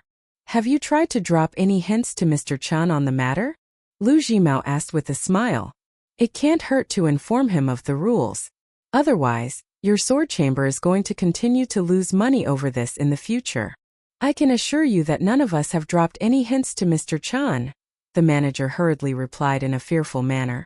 "It seems like Mr. Chan is making him more and more at home here on our Cyan Gorge Island. I suppose that's a good thing," Lu Jimao murmured to himself. He then turned back to the sword chamber manager as he asked, "I heard that Mr. Chan sent 2 more letters back home recently, is that right?" The manager nodded in response. Both of the flying sword letters were sent to the Dragon Spring Prefecture, but this time one was sent to Cloud Drape Mountain, while the other was sent to Downtrodden Mountain. "Do you feel like Mr. Chan is easy to deal with?" Lu Jimao suddenly asked. The cultivators of the sword chamber exchanged a few blank looks upon hearing this, and Lu Jimao waved a hand as he said, "Forget it, none of you will have had enough interactions with him to provide worthwhile answers to that question." With that, Lu Jimao departed from the sword chamber and returned directly to his Hengbo residence. Tian Hujuan had come to personally inform him of the arrival of the Peace and Tranquility Mountain flying sword, and she was still standing outside the Hengbo residence. Make sure to carry out Chen Pingan's request in accordance with his specifications, regardless of how much manpower and resources it ends up costing. Make it the top priority of our Cyan Gorge Island, but do it in secret and don't make a fuss about it. Chen Pingan is smart enough to know what we've done for him, and we're not dealing with the Spring Courtyard Mansion, so there's no need to do anything unnecessary. Tian Hujuan nodded in response without a single word, as she knew that her master didn't want to hear any empty words anyway. He was an extremely pragmatic man who only cared about outcomes, and excessive chatter would only serve to irk him. Lu Jimao smiled as he said, "The sword chamber did a good thing for once today. At the very least, on this occasion the four of them made a smart move. Go and erase all of the records of the money that they've embezzled over the past century. Over 40 grain rain coins is not a small sum, but I'll let it slide and treat it as a bonus for all of their hard work over the years." Tian Hujuan nodded in response. Originally, Lu Jimao had planned to make a series of major moves following his instatement as the ruler of the cultivation world, handing out rewards to those who had served him well, while simultaneously making examples out of those who had committed various transgressions. However, given that the entire situation had been turned on its head by the untimely return of Lu Laocheng, he no longer saw it fit to do the former, and it would have to be delayed until the situation clarified itself. However, if anyone dared to step out of line in this sensitive time, then they would be given extra severe punishments. Given the precarious circumstances that Lu Jimao currently found himself in, any missteps from his subordinates could potentially bring about his downfall. Tian Hujuan silently departed from the Hengbo residence and returned to Whitefish Island. All of the people in her manor flocked to her side to flatter her with praise, and some did so somewhat in earnest, while the majority of them were putting on a completely fake act. Tian Hujuan felt completely neutral about their disingenuous flattery, neither pleased nor annoyed by the fawning words. This was an almost necessary skill if one wished to survive in Bamboo Scroll Lake. Either they learned to suck up to those above them, or be relegated to servitude for their entire lives, or even slowly starve to death. The first thing that she did was call upon a pair of trusted, elderly subordinates of hers before instructing them to carry out the request that Chen Pingan had made. After that, she made her way down a secret passageway that was several kilometers in length on her own to arrive in the secret cultivation chamber, which was situated in the belly of Whitefish Island beneath her manor. As one descended deeper and deeper into the belly of the island, they would encounter a greater and greater abundance of water fortune. The so-called secret cultivation chamber was actually nothing more than a chair placed beside an underground river. The entire underground area was illuminated in exuberant, green color by the presence of the water fortune in the area, and on top of that, rays of white moonlight were also shining down from the ceiling of the secret chamber overhead before flowing into the mouths of the flood dragons engraved onto the chair. Tian Hujuan sat down on the dilapidated, old chair before taking a deep breath, and an intoxicated look of bliss appeared on her face as she grabbed onto the armrests of the chair with both hands. Bursts of flood dragon chi and water fortune spiritual energy surged into her bonded acupoints in a frenzy through the palms of her hands, and her face immediately became slightly contorted with both pain and pleasure. Before long, she was sweating profusely, and around 2 hours later, she opened her eyes as she exhaled deeply. With a gentle sweep of her sleeve, the stale breath that she had released flowed downstream along the underground river into Bamboo Scroll Lake, so that it didn't taint the precious water fortune of this place. Tian Hujuan was feeling a little weary, but her satisfaction far outweighed her fatigue. The hardships of cultivation were enough to strike fear into the hearts of many, but the bliss that one could derive from cultivation was far beyond anything that could be experienced through romantic intimacy. Hence, in the eyes of cultivators of the middle 5 tiers, and particularly earth immortals, all of the heartfelt vows and sweet nothings uttered between lovers were just as laughable as farts in the wind. However, there were no absolutes in this world, and if one's romantic ties had a direct bearing on their great Tao, then even a nascent tier cultivator would be dragged down by their romantic affairs just as much as a mortal. Li Tuanjing was the best example of this. Given his astonishing cultivation aptitude, he should have reached the upper 5 tiers even earlier than Wei Jin of Wind Snow Temple, had he overcome that near insurmountable bottleneck to reach the unpolished jade. tier, there was a very good chance that he would have easily been able to reach the immortal tier as well, and as a 12th tier swordsman, he would have been the undisputed #1 native cultivator of the Eastern Treasured Vile Continent. One had to realize that even Heavenly Lord Qizhan had only recently reached the immortal tier. However, a man of Li Tuanjing's immense power and talents had been unable to overcome an obstacle that would have been all but non-existent even for the likes of Tian Hujuan. Such was the fickle and unpredictable nature of the great Tao. Tian Hujuan cast aside that train of thought as she began carefully contemplating her own future. The scenery atop the great Tao was undoubtedly spectacular, but she couldn't spend all of her time marveling at the scenery of others. Instead, she had to focus on becoming a piece of enviable scenery herself. The thought of her junior brother, who was still laying on his sickbed, entered her mind, and a myriad of complex emotions welled up in her heart. She stood up from her chair, then instantly shook off the sweat on her dress before making her way to the bank of the underground river, where she fell into deep thought. Between Lu Jimao and Gu Kan, she was actually more inclined toward the latter. Lu Jimao was an extremely conniving and calculating man, who was willing to kill anyone for the fulfillment of his own great Tao. On top of that, what was most terrifying about him was that his victims were often left completely in the dark, unable to understand why they had been targeted even in the instant right before they met their demise.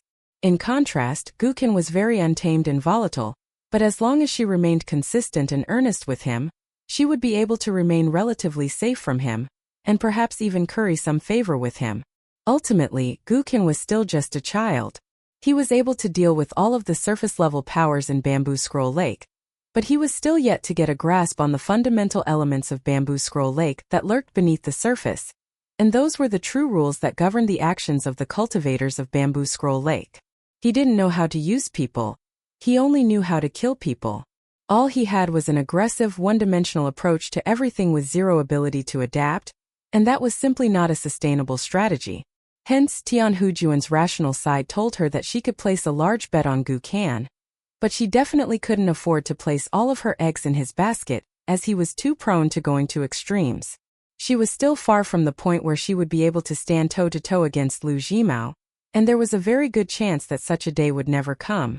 Whenever she thought of Gu Kan, a pang of melancholy would well up in her heart.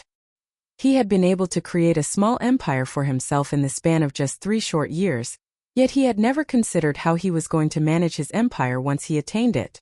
She was willing to teach him, to impart upon him all of the insights that she had gleaned over the course of the past 2 centuries, but Gu Kan was simply developing far too quickly, to the point that even Lu Jimao and the entirety of Bamboo Scroll Lake had been caught completely off guard. So how could he possibly be willing to take advice from someone like her? If he were given several decades to slowly temper his own mental state, then perhaps he would truly be able to oppose Lu Jimao as his equal, but for now, he was nothing more than a clueless brat with too much power for his own good. Unfortunately, Lu Laoqing had arrived and given Gu Kan and his catfish a comprehensive beatdown. Ultimately, Bamboo Scroll Lake was just a single place in the Eastern Treasured Vile Continent, and given the massive changes that were currently sweeping over the entire continent, there was great peril lurking around every corner, but also brilliant opportunities for those who could grasp them. Regardless of who became the new ruler of Bamboo Scroll Lake, whether it be the Great Li Empire or the luminous Vermilion Empire, both of them wished to have a feudal lord capable of controlling Bamboo Scroll Lake for them. If they couldn't do that, then even if they were to become the ruler of the cultivation world, they would still be replaced in an instant. Tian Hujuan had never felt like Gu Kan was incompetent. On the contrary, what he had been able to accomplish in such a short time was enough to strike fear and veneration into even her heart. However, he was still not good enough, and given the current state of the Eastern Treasured Vile Continent, there wasn't going to be enough time for him to develop and mature. An almighty flood was coming to Bamboo Scroll Lake. The thought of Chen Ping'an suddenly sprang into Tian Hujuan's mind. Perhaps he would be able to slightly delay the floodwaters from inundating Bamboo Scroll Lake and Cyan Gorge Island, but would he be able to stop them entirely? Tian Hujuan shook her head. That was simply far too much to ask. After returning to his room, Chen Ping'an sat down at his desk. He had already collected and organized all of the relevant files that he could. On top of that, he had already come to agreements with Yu Gui of Moonhook Island and the naturalist Cultivator on Jade Flagon Island with regard to the entities that he wished to purchase. Ma Yuanji was still yet to agree to a deal, but he had already promised Chen Ping'an that he would gather and sift through the entities in his possession, and the transaction could immediately be completed once Chen Ping'an fulfilled his request. However, as time passed and Chen Ping'an continued to be turned away by Lu Chongrun of Bejeweled Hairpin Island, it seemed as if Ma Yuanji were also becoming a little disheartened, and he was willing to make a compromise. As long as Chen Ping'an was able to convince Lu Chongrun to come to Cyan Gorge Island, he would be willing to hand over half of the entities that he had selected as a deposit. In the letter that Chen Ping'an had sent to Wei Bo on Cloud Drape Mountain, he raised some questions on the subject of purchasing mountains while also asking a few small favors of Wei Bo.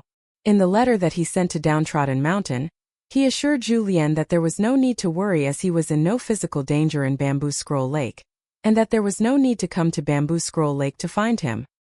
He also asked Zhu Lian to tell Pei Qian to stay in the Dragon Spring Prefecture, but on the final day of the year, she had to call upon the little girl in pink and the little boy in azure to go and spend the night at his ancestral residence on Clay Vase Alley.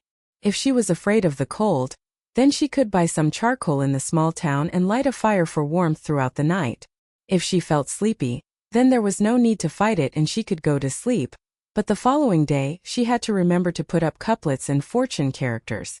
Chui Chan's grandfather was a master calligrapher, so she could ask him to write the couplets and fortune characters, and there would be no need to purchase them. There was still a sufficient supply of red paper for the couplets and the fortune characters left over from the previous year, and the little girl in pink knew where it was being kept. He then warned Pei Qian to be considerate when setting off firecrackers outside the Clay Vase Alley ancestral residence on the morning of the first day of the year. The houses on Clay Vase Alley were quite tightly packed together, and the alley itself was quite narrow, so setting off too many firecrackers would both disturb the neighbors and block the path for people trying to get through. If she wanted to set off more firecrackers, then she could set off as many as she pleased on Downtrodden Mountain.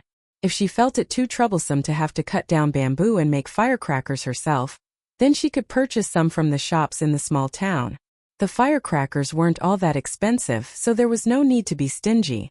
There was also a section in the letter pertaining to the New Year's red packets.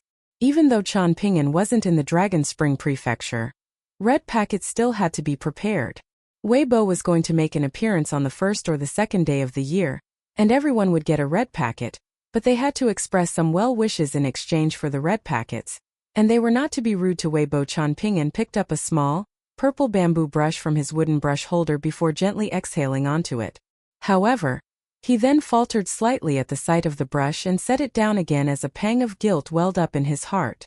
Chen Ping'an had made the brush holder himself, while the brush had been given to him by the Purple Bamboo Island master. At the time, Chen Ping'an had asked him for 3 purple bamboo poles, and the island master had thrown in 2 additional secretly crafted brushes from Purple Bamboo Island as a gesture of goodwill.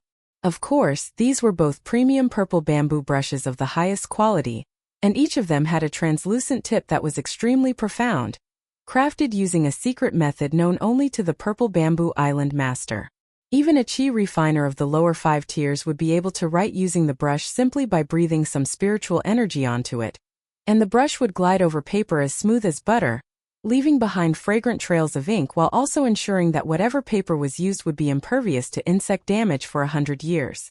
As a result, these lake bamboo brushes were extremely popular in the luminous Vermilion Empire, and they were often prized collection pieces for wealthy merchants and powerful officials. Even if one couldn't use the brush to write, the sight of it hanging from their brush holder was still one that evoked joy, nonetheless. At the time, Chen Ping'an had shamelessly accepted the offering, asking for a pair of small brushes that were perfect for his compact script. These brushes were similar to the wind and snow all given to him by Li Shisheng. That brush was also one that manifested ink using breaths of spiritual energy, and if there was an excessive amount of spiritual energy breathed into the brush, then one could simply hang it up on a brush holder, and droplets of ink would come dripping down from it. If there was too little spiritual energy and one ran out of ink before they completed their writing, then they could simply breathe onto it once again, so it was extremely convenient to use. On top of that, the brush would produce different colors of ink depending on the attributes of the user's bonded acupoints, and that made it very popular among many female cultivators. It had already been a very long time since Chan Ping'an had cultivated or practiced his fist techniques, and he was still slowly recovering from his battle against Lu Laocheng. However, only now had he come to realize just how devoid of spiritual energy his two bonded acupoints had become. Needless to say, the acupoint that had previously been home to his golden scholarly core was already in a state of complete ruin, and in order to wield sword immortal, he had completely overexerted himself, placing a huge strain on the water palace occupied by all of the miniature, green-robed figures.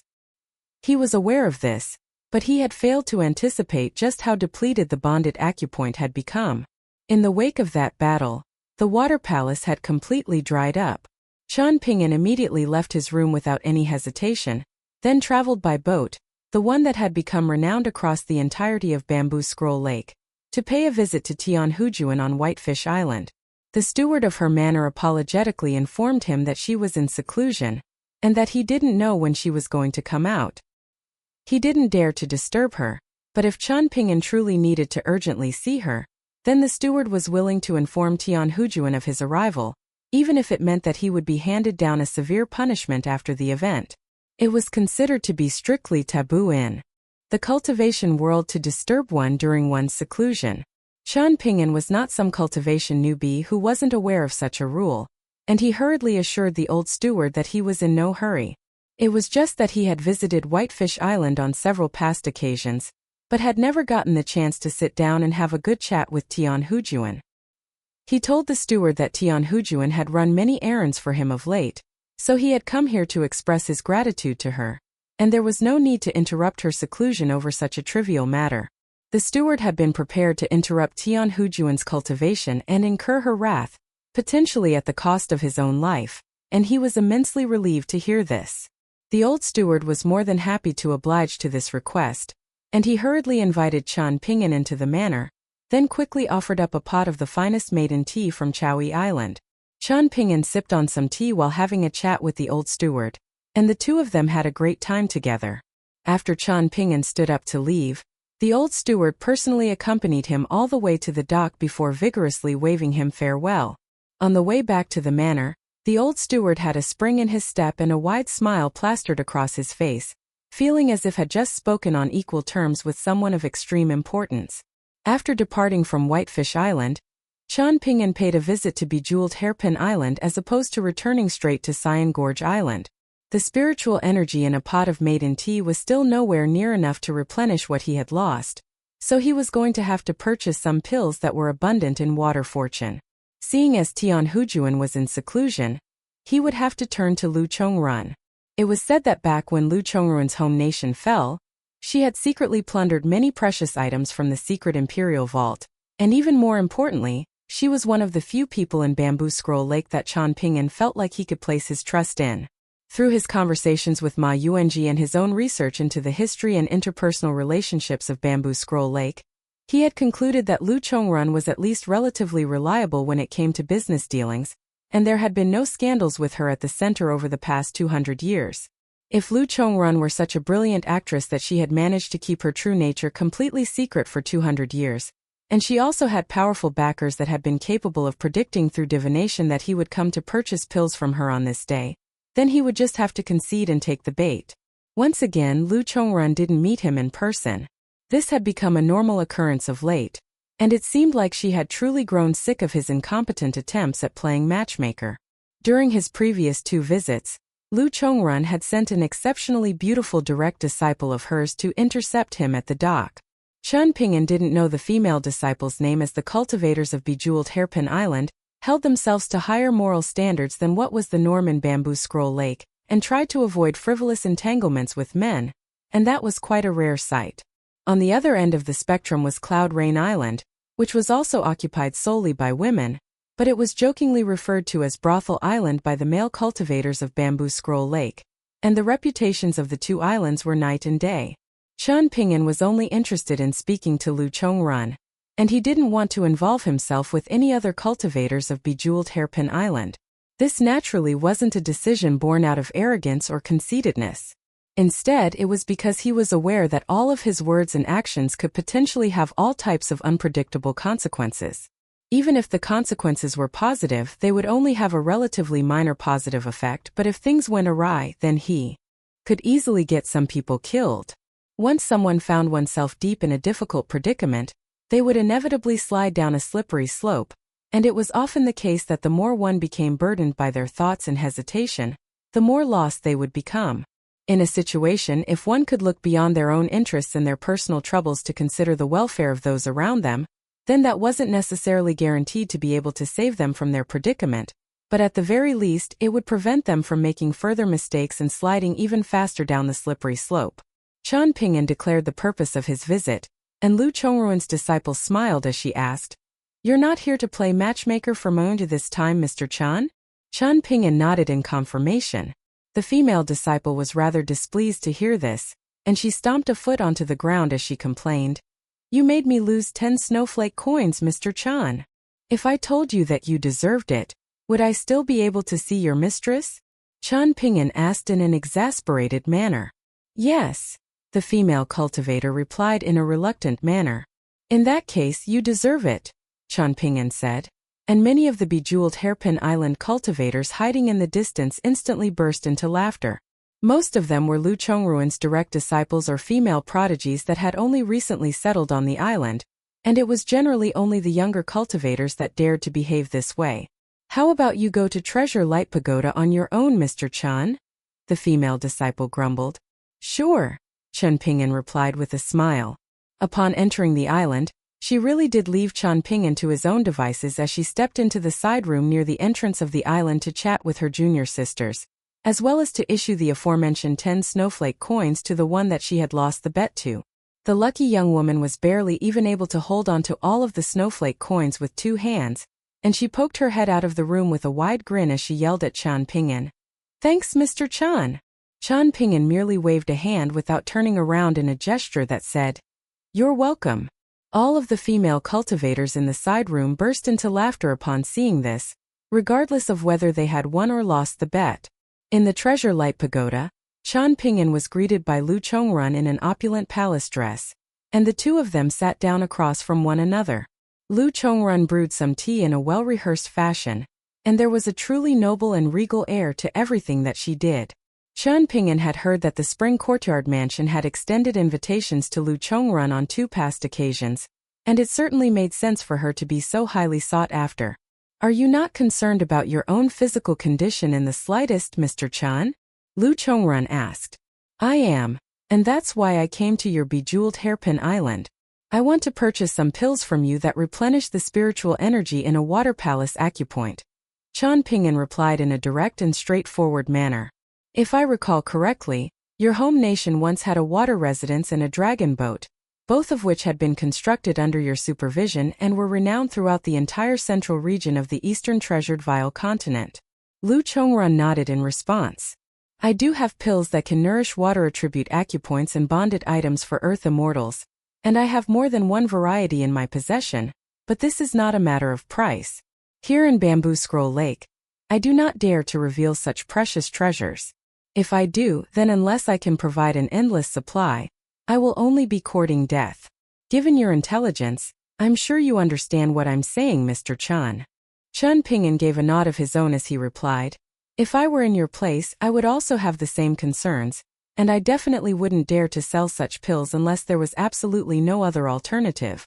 Lu Chongruan offered him a cup of immortal tea, and under the light of the sun, a tiny rainbow that was roughly the same length as a finger had appeared over the teacup.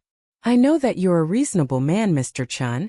How about you tell me on what basis I should sell you these pills?" Lu Chongruan asked with a faint smile. Chan Ping'an considered the question momentarily, then asked, "What will it take for you to be willing to sell the pills to me?" A serious look appeared on Lu Chongruan's face as she replied, "I want to move bejeweled Hairpin Island out of Bamboo Scroll Lake. Is that going to be possible, Mr. Chan?" Chan Ping'an was rather taken aback to hear this.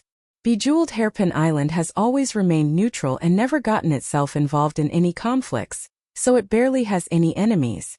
Hence, it really shouldn't matter much whether Bamboo Scroll Lake ultimately falls into the hands of the Greatly Empire or the luminous Vermilion Empire. In either case, bejeweled Hairpin Island may not be able to benefit much, but it shouldn't be in any danger either. From there, order will be established in Bamboo Scroll Lake, and it will become more and more like a mortal empire, which is precisely the type of environment that you would thrive in. So why would you move Bejeweled Hairpin Island out of Bamboo Scroll Lake? Lu Chongrun held her teacup in both hands as she cast her gaze downward, and her eyelashes were moistened by the condensation rising up from the tea. Chen Pingin's gaze remained focused on her, but it was a completely neutral gaze that was devoid of any lust or impure intent. Lu Chongrun raised her head slightly to meet his gaze, only to look back down again a moment later before taking a sip of tea. What I'm afraid of is the possibility of the luminous Vermilion Empire claiming Bamboo Scroll Lake. There are some seemingly absurd rumors about the empire circulating in the mortal world, but I can tell you that certain rumors do have some truth to them. Chen Pingin's mind immediately drifted to the historical events pertaining to the luminous Vermilion Empire, Bejeweled Hairpin Island, and Lu Chongrun's former home nation that he had read about upon hearing this. Just as there was purportedly some truth to the rumors that Lu Chongrun had mentioned, there was also some truth to his rather whimsical title of accountant. However, many of the documents on the shelves in his room contained information that was too fragmented and unreliable to form a cohesive story, and despite his best efforts, he was unable to think of what Lu Chongrun could have possibly been referring to. After all, Bejeweled Hairpin Island wasn't a particularly important place that Chen Pingin had conducted extensive research into, so his knowledge of the island's history was still a little lackluster. All of a sudden, Lu Chongrun asked a question that should have never been asked in Bamboo Scroll Lake. "Can I trust in your character, Mr. Chen?" Chen Pingin shook his head, then nodded as he replied, "I wouldn't dare to say that, but compared with the unscrupulous ways of the cultivators of your Bamboo Scroll Lake, I dare say that I'll be a bit more reliable." A wry smile appeared on Lu Chongrun's face as she said, "You've never used your status to force me to do anything against my will. Nor have you ever displayed any frustration even after being turned away by me so many times. For that, I'm willing to trust your character." Chen Pingin took a sip of tea then said, "Isn't it more accurate to say that the tribulation facing Bejeweled Hairpin Island is beyond what you can handle, so you have no choice but to take a gamble on my character?" Lu Chongrun appeared awkward in the face of Chen Pingin's scathing yet accurate assessment of the situation. "I'm assuming that you've done some homework on my history, and you want to move to Dragon Spring Prefecture, is that right?" Chen Pingin asked. Before Lu Chongrun had a chance to reply, Chen Pingin continued, "Bejeweled Hairpin Island is rather sparsely populated, and on an official basis, you are the only Earth immortal on the island. Hence, if you were to move to the Dragon Spring Prefecture, one or two relatively small mountains should be enough to house everyone. By settling in the Dragon Spring Prefecture, you'll also be pledging your allegiance to the Song clan, and not only does that allow you to leave Bamboo Scroll Lake, you'll also be far from the war-torn central region of the eastern treasured Vile continent. Hence, even if the luminous Vermilion Empire comes out on top and conquers Bamboo Scroll Lake, it'll have nothing to do with you, and they won't be able to reach you." Initially, Lu Chongrun was listening very carefully, latching onto Chen Pingin's every word, but all of a sudden, a furious look appeared on her face as she glowered intently at him. "What's wrong?"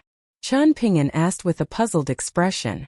Lu Chongrun continued to stare intently into his eyes, seemingly trying to find any sign that he was putting on an oblivious act, in which case she would immediately evict him from her island.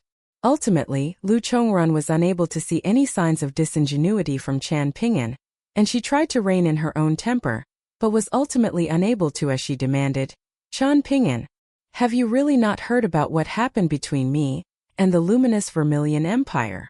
Chen Pingin's brows furrowed slightly as he replied, "Most of what I know about you was told to me by Ma Yuanji, and he mostly only told me stories about you and him, so I don't know anything about your history with the luminous Vermilion Empire. All I know is that Ma Yuanji is extremely resentful of the luminous Vermilion Empire, and that he even left Bamboo Scroll Lake a few times to sneak into the luminous Vermilion Empire, and managed to successfully assassinate several border generals. He told me that he was the perpetrator behind many of the unsolved cases of the luminous Vermilion Empire, but as for the reason why he's so resentful towards the luminous Vermilion Empire, that has never been revealed to me. Could it be that you're fearful of a certain powerful figure in the luminous Vermilion Empire, and that somehow had something to do with the fall of your former home nation?" Lu Chongrun threw her teacup onto the ground, where it shattered into pieces. Chen Ping'an remained calm and unflustered, and Lu Chongrun took a deep breath to compose herself upon seeing this, then apologized in a self-deprecating manner. Please forgive me, Mr. Chen.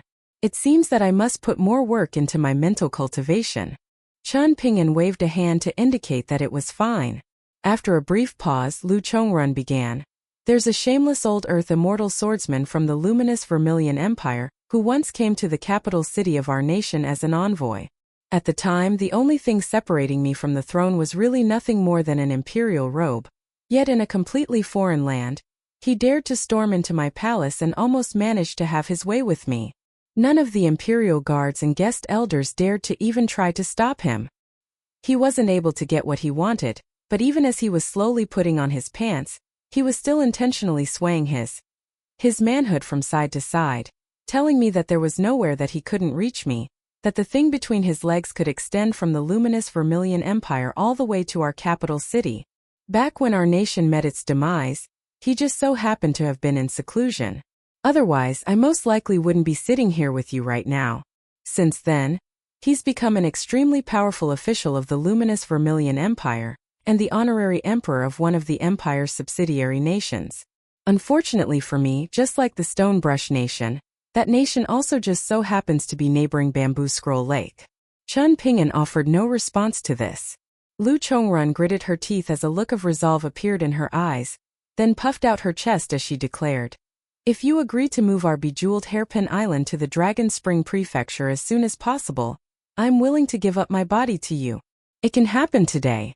In fact, if you want, I can go right here, right now." Chen Ping'an looked back at her, completely unmoved by her tantalizing offer. He then asked a question that spoiled the mood even more than an outright refusal would have. "Why didn't you go to Lu Zhimao or Lu Laoqing instead?" A sullen look appeared on Lu Chongruan's face upon hearing this, following which a cold sneer appeared on her face as she replied, "If I go to Lu Zhimao, once he grows sick of me as his plaything, he'll be sure to sell me to the luminous Vermilion Empire. As for Lu Laoqing, I most likely wouldn't even be able to secure an audience with him. Even if he's willing to see me, he'll most likely kill me on the spot if I dare to make such a request of him. Has there ever been a man that you've developed feelings for?" "Island Master Lu?" Chen Ping'an asked. Lu Chongrun shook her head in response. "No. If there exists such a man, then I would have never offered my body to you just now, even if my own life and the future of Bejeweled Hairpin Island were at stake." Chen Ping'an nodded as he said, "I'd say you're telling the truth. If you had someone that you truly liked, then you would have never said something so shameless to me." An enraged look appeared on Lu Chongruan's face upon hearing this.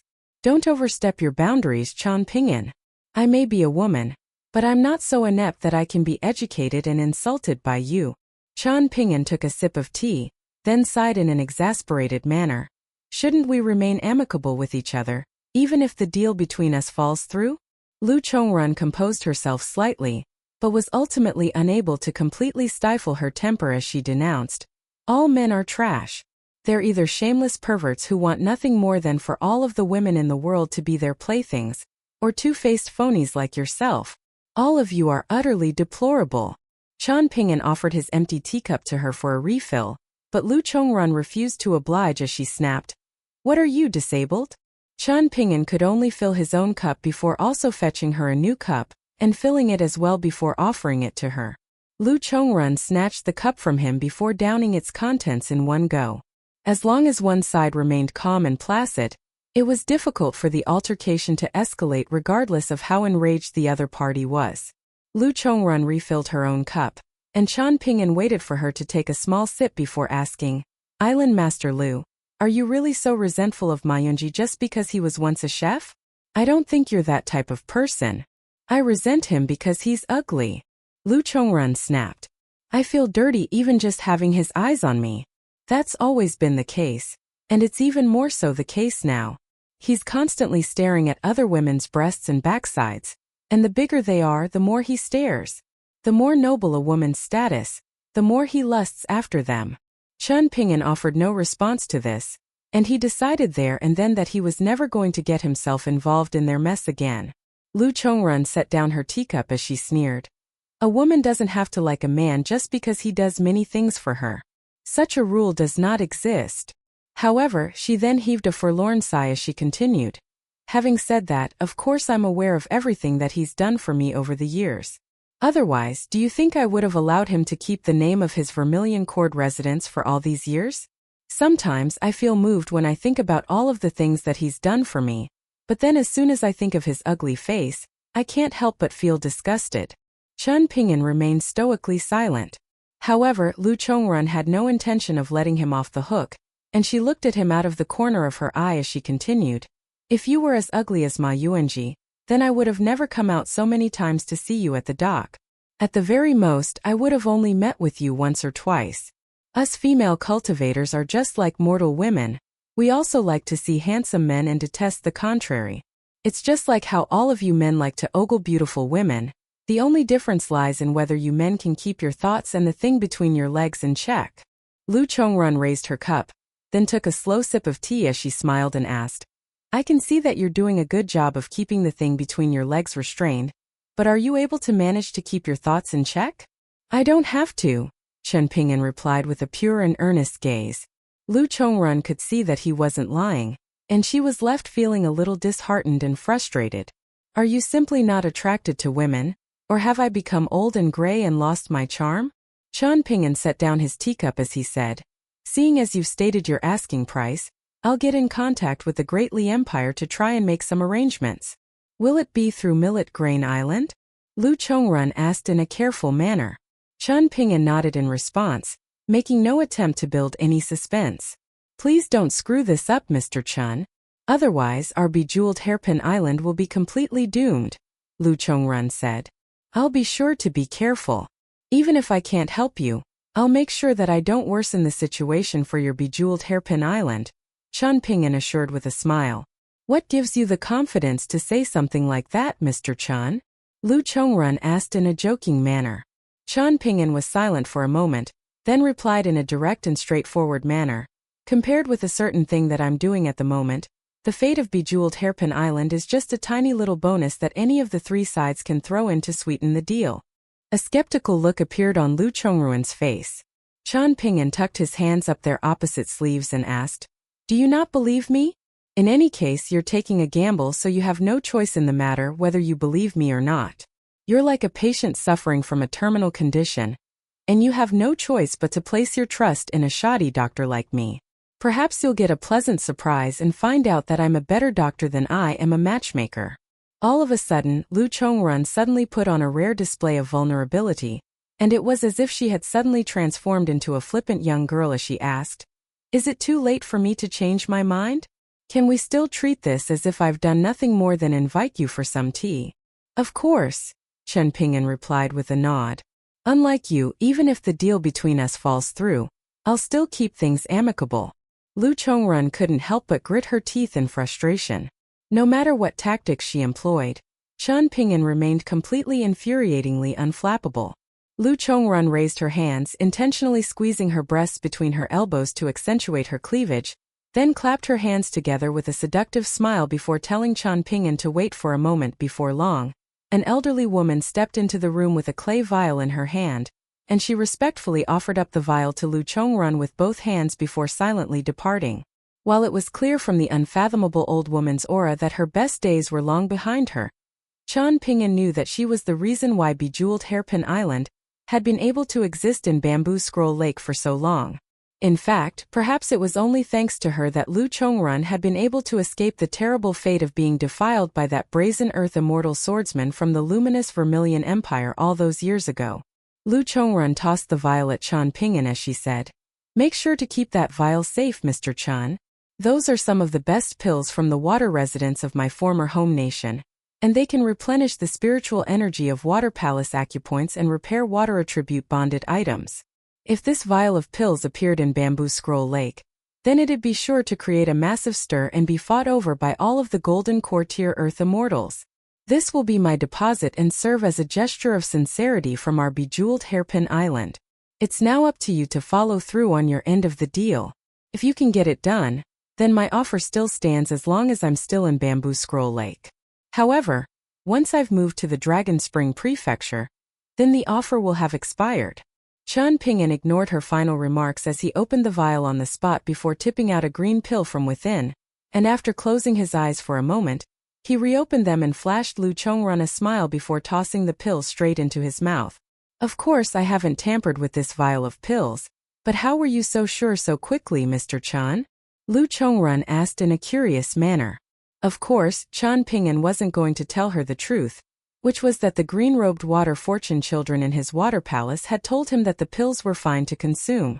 Instead, he replied, seeing as I'm in Bamboo Scroll Lake, I've decided to do as the locals do and gamble big to win big. I would like to ask you about the detailed history between your former home name nation and the luminous Vermilion Empire, so I'll have to take up some more of your time. Would that be all right? Chen Ping'an asked. Why is that? Does it have something to do with what you're planning from here? Lu Chongrun asked in a perplexed manner. It has nothing to do with my plans, I just want to learn more about the history of the world around me. Chen Ping'an replied with a shake of his head. I've heard many such stories in the past, but they've never resonated all that much with me, and I want to see if things will be different now that I have more experiences under my belt. Lu Chongrun hesitated momentarily, then nodded as she said, all right, I can tell you my stories. I don't really want to recall those past events, but in any case I've already told you about my worst moment, so there aren't really any other stories that I can't share. Chen Ping'an cupped his fist in a gesture of gratitude, and Lu Chongrun responded with a seductive roll of her eyes. Chen Ping'an pretended not to have seen anything. Over the next 4 hours, Lu Chongrun told Chen Ping'an about the full story of her former home nation, from its founding and its rise to its eventual heyday, to its gradual decline, return to glory, then another fatal decline that ultimately led to its demise. With all of those events so far removed, Lu Chongrun was able to look back with the calm objectivity of an unrelated bystander. She was now just a cultivator of Bamboo Scroll Lake, and she told the stories of her former home nation in a candid and straightforward manner, while Chen Ping'an listened with full attention. After a while, he pulled out a brush and some paper from his minimization treasure, and began writing down some of the important points of the stories. Whenever some complexities or points of ambiguity arose in the story, Chen Ping'an would ask for further elaboration, and that made Lu Chongrun feel extremely awkward. She felt as if she had suddenly become a schoolteacher educating a diligent student, and this was the first time in her life that she had ever felt this way. Right as Lu Chongrun was beginning to feel like there was nothing more to be said, Chen Ping'an declared that during his next visit, he wanted to learn in detail about grain transportation and informal officials. How about you drop the act, Chen Ping'an? Lu Chongrun snapped in an exasperated manner. If you want me to warm your bed for you, then just say so. Do you have to do things in such a roundabout way? Are you trying to make me fall for you so you can claim my heart as well as my body? You sure are greedy. You're even worse than Ma Yuanji, and that old bastard from the luminous Vermilion Empire combined. Chen Ping'an's expression remained unchanged as he said, when you were talking about the history of your former home nation, you really displayed the flair of a former ruler, and that really evoked a sense of admiration within me. However, whenever you say something, I lose a lot of respect for you, so please try to restrain yourself. Lu Chongrun seemed to have been rather saddened by this remark, and she clasped a hand to her own chest as she bit down on her lip in a heartbroken display. Chen Ping'an remained unmoved and prepared to depart. Right at this moment, Lu Chongrun suddenly called out, Chen Ping'an. Chen Ping'an turned back to her with an inquisitive gaze, and she immediately wrenched open her collar without any hesitation. Having endured countless battles of life and death, Chen Ping'an had developed exceptional reflexes, and he instantly closed his eyes and rose to his feet as he declared in a furious voice, don't do that again. Otherwise, that will be the end of our deal. Lu Chongrun was giggling with mirth as Chen Ping'an stormed away, and between her fits of laughter she teased, you should tell Ma Yuanji about what you just saw. He'll be green with envy.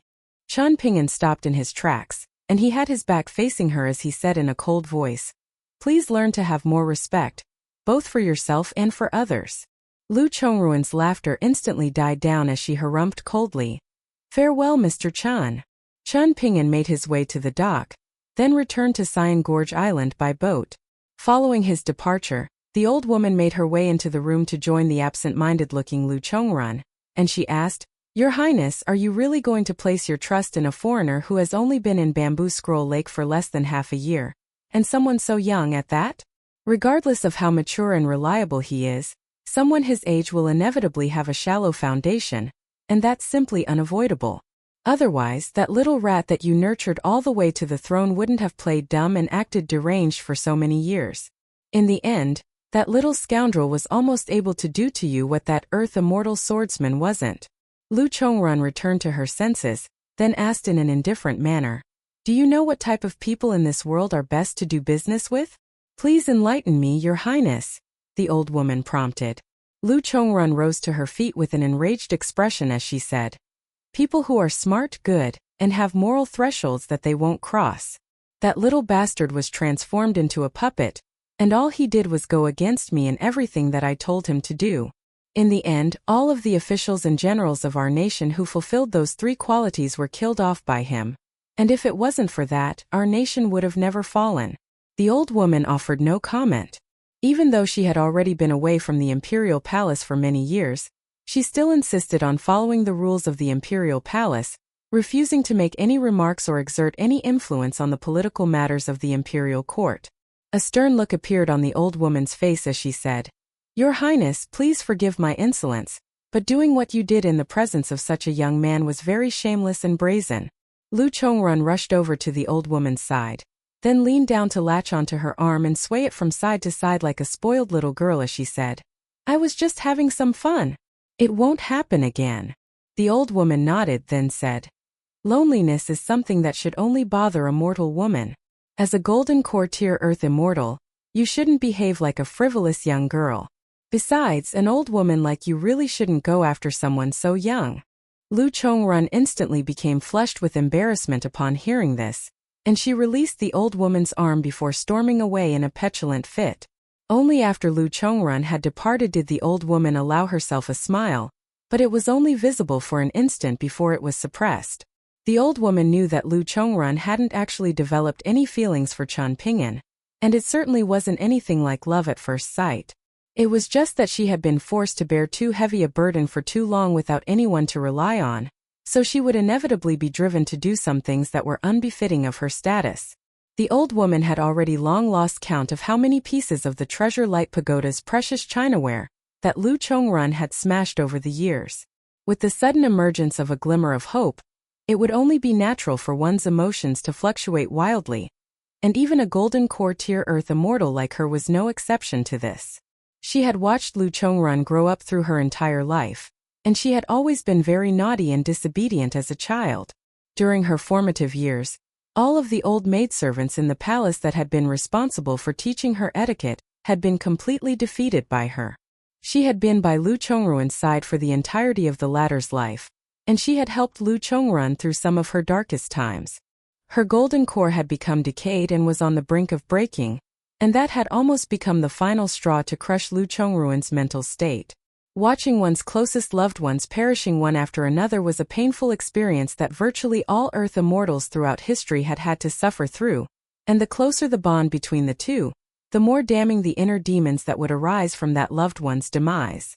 This was exactly why Lu Laoqing had been forced to kill his most beloved Dao partner with his own two hands prior to leaving Bamboo Scroll Lake.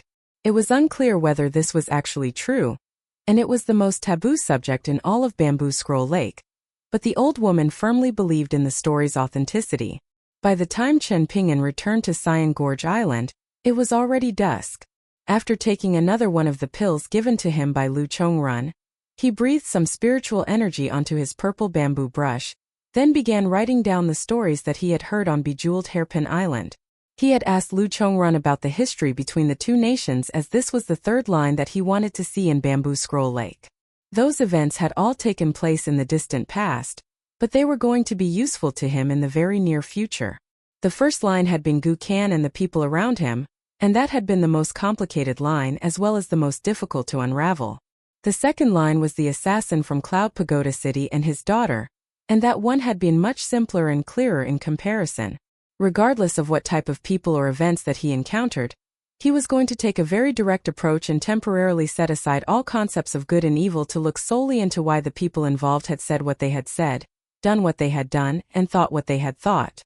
This was the biggest conclusion that Chen Ping'an had reached after looking back on his time in the lotus flower-blessed land. By taking this approach, even if everyone were like the sword-deep infatuation, they would still be useful to him. However, this was going to be a very long and mentally draining process, so he had to think even more than he had before and proceed even slower. Chen Ping'an temporarily set down his brush, then picked up his sword-nurturing gourd and took a sip of wine before setting down as well. He was looking frilier and his cheeks more sunken by the day, and there was even an unkempt stubble on his chin, but his eyes were glowing as he wrote. On the summit of the most majestic mountain on the Middle-earth divine continent, an old and impoverished-looking scholar was performing some divination on one hand while stroking his beard with the other, and there was a concerned look on his face as he sighed to himself. Things aren't looking good. The imposing deity in golden armor was sitting not far away from him, looking down at his vast territory as he said, "If things aren't looking good, but you can't tell exactly what's wrong, then why don't you sneak over and take a look for yourself? In any case, no one's going to be surprised if you do something like that, and given how thick your skin is, it's not like you care about what anyone thinks of you anyway." The old scholar rolled eyes as he scoffed. "Shut your mouth. You're just like that old fart from the East Sea. I can't communicate with either of you." The deity in golden armor wasn't offended at all. If any cultivator below the ascension tier had dared to tell him to shut his mouth on Tassel Mountain, then there was no way that they would have lived to tell the tale. As for an ascension tier cultivator, he could still easily send them flying out of his territory with a single swing of his sword. The old scholar casually tossed a handful of rocks down onto the ground as he grumbled. "You think that old bastard from the Observing Tao Temple gave out that parasol leaf umbrella for free? You think he showed that disciple of mine 300 years worth of the river of time out of the kindness of his heart? He's a conniving bastard that's always up to no good. You've brought all of this upon yourself." The deity in golden armor sneered. "You don't know shit. All you have is brute strength," the old scholar snapped. "In that case, why don't you leave Tassel Mountain?" the deity in golden armor challenged. "Didn't the second sage invite you for a chat in the Confucian temple?" The old scholar swayed his head from side to side in a smug manner as he replied, "I'm not going anywhere. I'm going to keep waiting here. What are you going to do about it?" The deity in golden armor took a glance at the old scholar, then hesitated momentarily before asking, "You already knew about the past karma of that silver ingot sword pellet, didn't you?" The old scholar's smug expression faded as he nodded and replied, "That's just a trivial matter. You sure do have a big heart." The deity in golden armor chuckled. "If I didn't have a big heart, how would I be able to tolerate all of these fake scholars in this majestic world?" The old scholar sneered. "Now that Qi Jingchun is completely gone, are you not worried that that disciple of yours is going to stray down the wrong path?"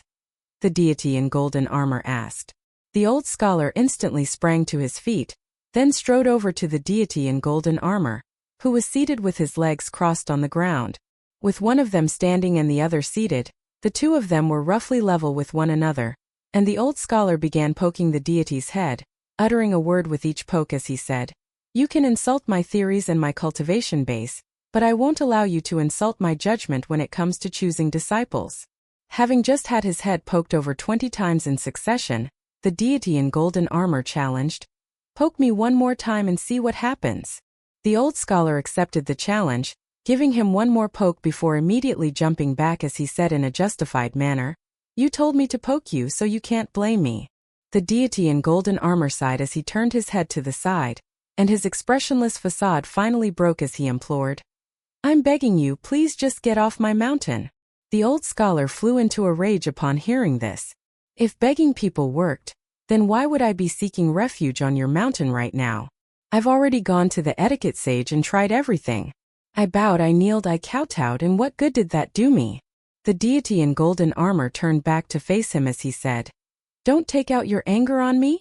The old scholar rubbed his hands together as he chuckled. "Who else can I take my anger out on then? Do you expect me to go and throw a fit at the etiquette sage?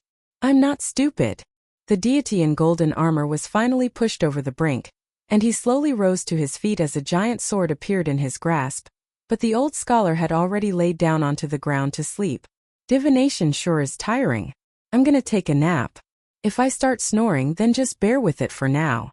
The deity in golden armor took a deep breath before sitting back down, and after a long silence he asked, "Are you really just going to keep that mountain master waiting outside Tassel Mountain?"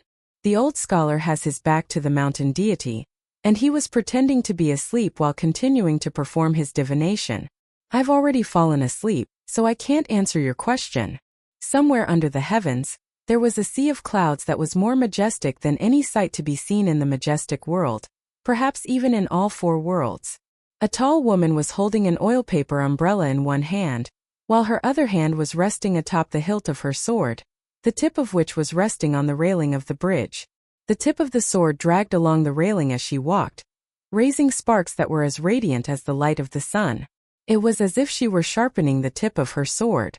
She was free to leave this bridge if she pleased, but some years ago, a man who was on the brink of death had stood here on this bridge and spoke some heartfelt words to her. The best whetstone in the world isn't dragon-slaying platform. For those who are pure and kind, the best whetstone is most innate evil thoughts in one's heart, and vice versa. Overcoming those will grant one the sharpest and purest of sword hearts. This is evidenced by the fact that there are countless great swordsmen on the Sword Chi Great Wall, both good and evil. Before Chan Ping'an grows up, you can only use your sword to save him once at the very most, and it has to be timed to perfection.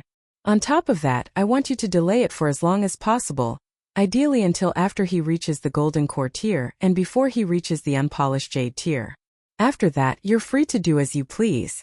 If it happens a second time, then it won't just be someone like the mountain master of a Confucian school, or an assistant sage of the Confucian temple, or even the second sage returning to the majestic world. At the time, Qi Jingchun had pointed up at the heavens and continued, "The etiquette sage's rules transcend all others and are the most unshakable. Fees forced to make an appearance. Whether you're afraid of such an occurrence and whether it's worth it are two entirely different things. So I implore you to proceed with caution, senior." Qi Jingchun had also said some other things after that, and there was one particular part that had most resonated with her. "You chose Chan Ping'an as your new master even though you felt completely neutral about him at the time, and that was naturally because I had convinced you to take a gamble on him. But don't you want to personally verify whether Chan Ping'an is truly worthy of all of the high hopes that you've placed upon him, that you won't be disappointed in him 100 years from now, 1,000 years from now, even 10,000 years from now?" Even she couldn't help but be moved by Qi Jingchun's sincere and heartfelt words. "Perhaps you don't," Qi Jingchun continued. "But you have to know that deep down in Chan Ping'an's heart, he wants more than anyone to be able to prove to me, and you that he won't disappoint us, even if he's already disappointed in himself by then." As she recalled these stirring words from Qi Jingchun, the woman gently pressed her hand down onto her longsword, and a large section of its blade pierced effortlessly into the railing of the golden bridge. On this day, as the sun began to set, the entire sky was filled with shimmering golden carp scale patterns, making it appear as if a gargantuan golden carp were swimming through the heavens. The manager of the Cyan Gorge Island fishing room was a senior Dragon Gate tier cultivator of the island, and he had just disembarked from a boat with a timid young boy, with the two of them stepping onto the shore of the island together. The chi refiners of the Cyan Gorge Island fishing room were similar to the sticky rod officials of the Great Li Empire, and the old man's name was Zhang Yi. Despite the fact that he was only at the Dragon Gate tier, he was a true core subordinate of Lu Jimao, and he was also the first cultivator to have ever followed Lu Jimao. At the time, Lu Jimao had only been a sea observation tier vagrant cultivator, while Zhang Yi had been an official immortal, and he had already also been at the sea observation tier at the time. For the older generation of cultivators on Cyan Gorge Island, the stories between the two men were the stuff of legends. The young boy's name was Zheng Yi, and he was a fine cultivation prodigy from Thatch Moon Island, who was naturally suited to the cultivation of ghostly techniques. However, just because he possessed good aptitude didn't necessarily mean that there was a bright future ahead for him. If it weren't for Cyan Gorge Island's intervention, he would have been used by the island master to feed and nurture a ghostly infant. During his early years, he would have been sure to make rapid progress in his cultivation, and it would have really appeared as if he were a top-tier prodigy that Thatch Moon Island was doing everything in its power to nurture. However, as soon as Zhang Yi smiled as he said, "I only need to hear that once from you. From now on there's no need to always go around saying that, just make sure to remember it. If you're always saying it, then it'll be like drinking from a jar of wine. You drink some today, you drink some the next day, and it'll quickly begin to run out, and you'll no longer cherish it. Zheng Yi was just an orphan from the Stone Brush Nation that his master had brought back to Thatch Moon Island. His master was only able to see a little bit of his potential, and it was actually the Dragon Gate tier patriarch of Thatch Moon Island who had managed to identify Zheng Ye's rare talents. From there, he hatched a plan to use ghostly secret techniques to harvest all of Zheng Ye's essential energy and aptitude, in order to nurture several ghostly entities of the middle 5 tiers. Earlier, the patriarch of Thatch Moon Island had told Zheng Yi that if their island had been as powerful and wealthy as Cyan Gorge Island, then he wouldn't have taken such a short-sighted approach. Instead, he would have focused on nurturing Zheng Yi, and perhaps he would have been able to become Thatch Moon Island's first ever Golden Core tier Earth Immortal, but the island simply didn't have enough immortal currency to support his cultivation to that point. Zheng Yi had been completely heartbroken by the confession. Having said and done everything that he could, Zheng Yi led Zheng Yi to Chen Pingin's room, then gently knocked on the door and said, "Mr. Chen, I've found someone that suits your needs." All of a sudden, a wave of immense fear swept over Zheng Yi, and he was barely able to keep his own legs from giving off from under himself. What if Zheng Yi had been lying to him, and there was actually an even worse fate waiting for him on Cyan Gorge Island? Before he had a chance to contemplate that possibility any further, the door swung open, and he met Chen Pingin for the very first time. Even though Zheng Yi was only 14 years old, he was very tall, no less so than the average young man, so his and Chen Pingin's eyes were roughly level with one another. Chen Pingin was wearing a thick, cotton, azure robe, and there was a white jade hairpin on his head. He appeared rather thin and frail, and he wasn't an old immortal like Zheng Yi, nor did he resemble a young nobleman like Lu Kaisang or Yuan Yuan. "Hello, my name is Chen Pingin. What's yours?" Chen Pingin asked with a smile. Zheng Yi wanted to respond, but his entire body was stiff as a board, and he was unable to utter so much as a single word. Hence, Zheng Yi was forced to step in and answer Chen Pingin's question in his stead. "Mr. Chen, this boy's name is Zheng Yi, and I found him on Thatch Moon Island. He fits all of your requirements, possessing exceptional cultivation aptitude, and a natural affinity for cultivating ghostly abilities. He'll make a perfect vessel for entities, and not only will serving as a vessel not eat away at his lifespan, it'll only help to extend his life and further his cultivation." Chen Pingin nodded in response, then turned back to Zheng Yi with a smile as he said, "I have a technique that can allow me to gauge the weight of your aptitude. All you have to do is stand still for me, is that all right?" Zheng Yi remained silent and rooted to the spot, and Chen Pingin looked back at him in silence.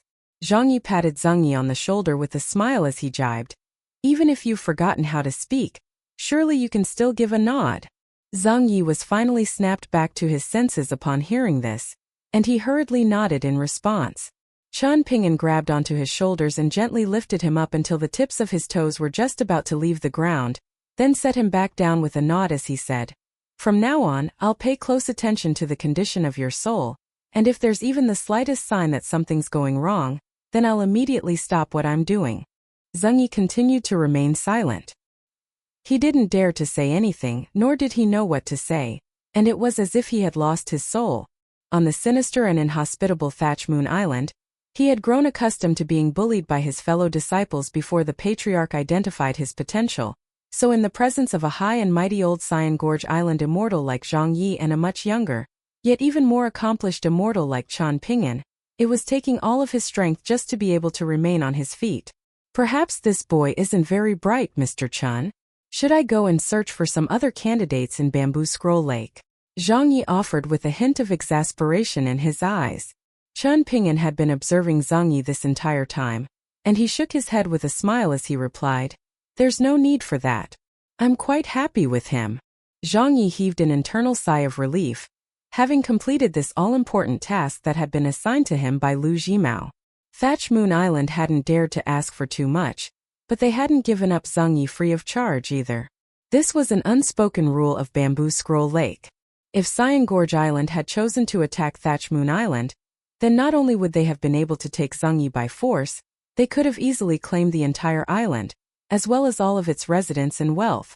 However, seeing as Cyan Gorge Island had chosen to take the more civilized approach, they had to do business as business should be done.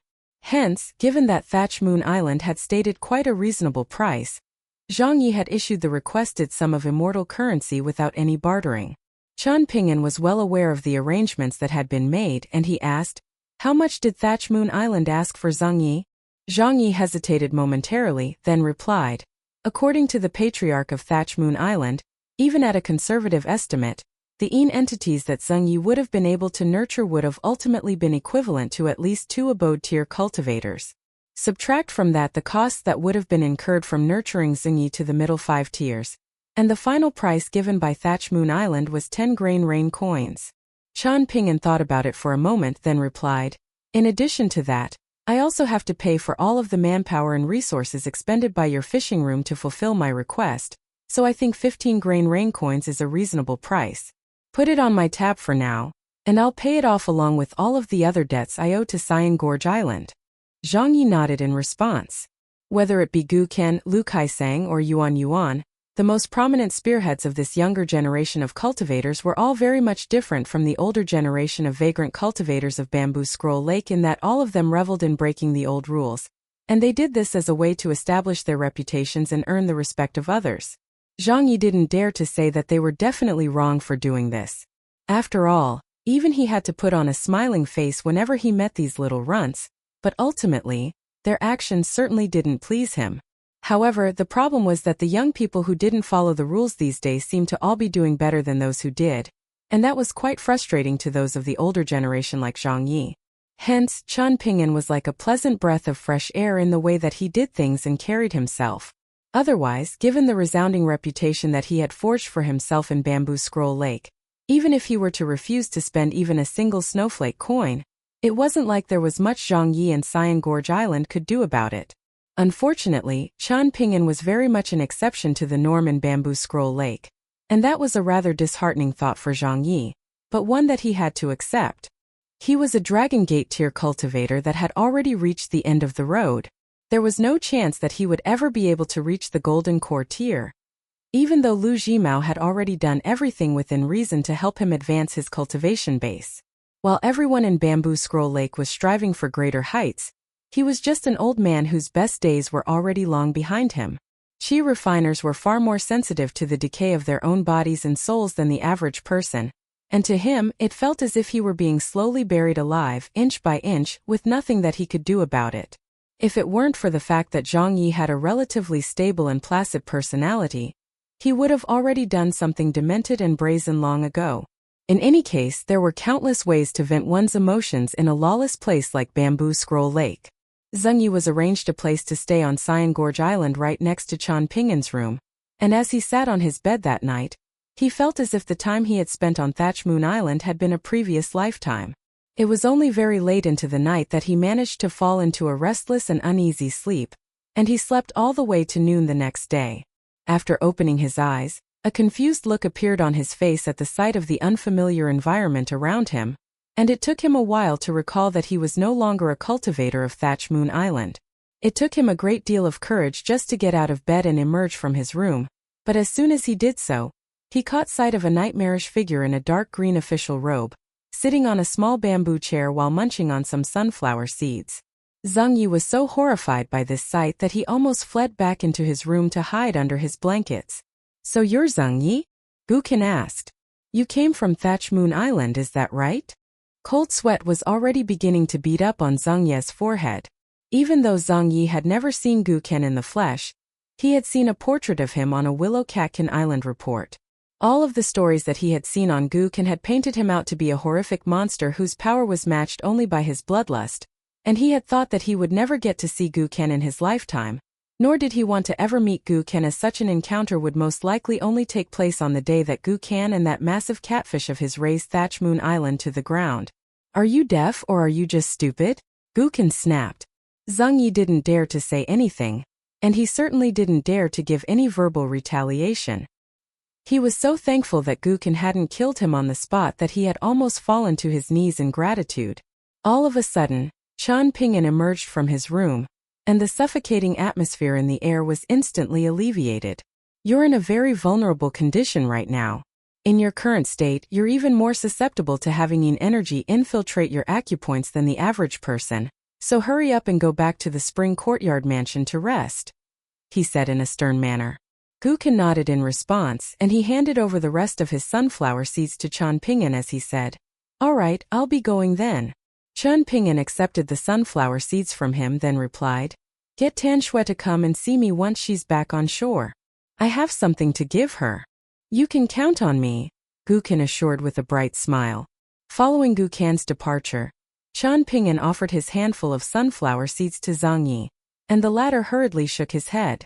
Chen Ping'an carried a chair out of his room before setting it down beside Zhang Yi, while he sat down onto the bamboo chair occupied by Gukan earlier. Zhang Yi set his bottom down onto the chair in an uneasy manner, and he was so anxious that he didn't even know what to do with his hands and feet. Chen Ping'an began munching on sunflower seeds himself as he smiled and said, "You'll need to stay with me for at least 2 to 3 years, perhaps even up to 7 or 8 years. You can call me Mr. Chen, not because my name is too precious and prestigious for you to utter or anything like that. It's just that this is what everyone on Cyan Gorge Island calls me, so it would be inappropriate for you to refer to me as anything else. You don't have to try to change to appease me. Just remain the way you are right now. Make sure to observe as much as you can and speak as little as possible. As for what you need to do, just do as I say, nothing more and nothing less. Even if you don't quite understand what I'm saying right now, it doesn't matter much." Zhang Yi nodded in response. "Are you afraid of ghosts?" Chen Ping'an suddenly asked. Zhang Yi opened his mouth to reply, but then hesitated. "Don't worry about saying the wrong thing when you're with me," Chen Ping'an encouraged. "Just say what comes to mind." Emboldened by Chen Ping'an's encouragement, Zhang Yi replied, "I'm not afraid of ghosts. Ever since my master took me to Thatch Moon Island, I've seen a lot of dirty things because many of my senior brothers and sisters raised and nurtured ghosts." "Do you resent your master?" Chen Ping'an asked. Zhang Yi fell silent as he pursed his lips, and a combination of sorrow and stubbornness appeared on his face. "Your expression tells me that you do resent him, but you're more so saddened by him, right?" Chen Ping'an asked. "On top of that, you feel like your master isn't actually a bad person. If it wasn't for him, perhaps you would have already died quite some time ago. So you still think of your master as family and Thatch Moon Island as your home, is that right?" Zhang Yi nodded in response as tears began to well up in his eyes, and his voice quivered as he replied, "I know I'm stupid. I'm sorry, Mr. Chen. I'm not sure I'll be able to help you much, and given how incompetent I am, there's a good chance I'll make a lot of mistakes. If you want to beat me or punish me, I'll accept anything that comes my way." Chen Ping'an cast his gaze into the distance as he mused. "You're saying this is a sign of stupidity? I disagree." Zhang Yi was so absorbed in his own melancholy that he failed to hear Chen Ping'an clearly. It then occurred to him that he was sitting in front of one of the most important figures in the entirety of Bamboo Scroll Lake, so he should have been latching onto Chen Ping'an's every word, and as a result, he felt even more incompetent and stupid for not having heard Chen Ping'an clearly. "Having said that, I will say that you're far too timid and fearful, Zhang Yi," Chen Ping'an continued. "When I was your age, I was already able to hold my own in life, and I never felt fear or unease even in the presence of so-called important people." Chen Ping'an then massaged the stubble on his chin as he murmured to himself in a self-deprecating manner, "That was a little shameless of me to say. I should make another trip to Purple Bamboo Island and ask for another length of bamboo so that I can make myself a bamboo saber. In conjunction with the great replica Chu Huang that I bought from Ape Crying Street, I can imitate Pei Qian and wield a saber sword cross to scare people with." Zhang Yi was very slow to react, and only now did he exclaim, "I can't compare with you, Mr. Chen." Chen Ping'an smiled as he rose to his feet, then asked, "Do you know how to read? If you do, then I'll teach you a pair of secret techniques. They're not secret techniques of a particularly high caliber, but they won't be inferior to anything that you were cultivating on Thatch Moon Island." Zhang Yi hurriedly rose to his feet as well as he replied, "I know how to read, but my master always calls me stupid." "That's fine," Chen Ping'an said as he picked up his chair. "If you encounter any parts that you don't understand, then you can ask me." Chen Ping'an strode over his doorstep, then turned around to discover Zhang Yi following along behind him, completely empty-handed. A resigned look appeared on Chen Ping'an's face as he sighed. "Your master certainly wasn't wrong about you being stupid. Could you not have at least picked up that bamboo chair?" An enlightened look instantly appeared on Zheng Ye's face as he hurriedly rushed over to pick up the chair, while a faint smile appeared on Qian Ping'an's face. It felt good to have a normal child by his side. As this thought surfaced in his mind, he completely failed to realize that he was actually only 3 years older than Zhang Yi. Over the next few days, Zhang Yi spent virtually all of his waking hours in Qian Ping'an's room, reading through the contents of those few sheets of paper over and over again. As a cultivator of the lower 5 tiers, he certainly knew how to read, but these 2 secret techniques that were supposedly not of a very high caliber actually turned out to be extremely complex and difficult to understand, at least for him. Zheng Yi had to stop almost every 2 or 3 sentences to raise a new question to Qian Ping'an. Initially, he had tried to read through the entire secret technique first before raising all of his questions at the end of his reading, but the more he tried to read by brute force, the more of a pounding headache he began to develop. Before long, he was sweating profusely, and his soul was even on the verge of giving out. He immediately snapped back to his senses with a look of lingering fear in his eyes.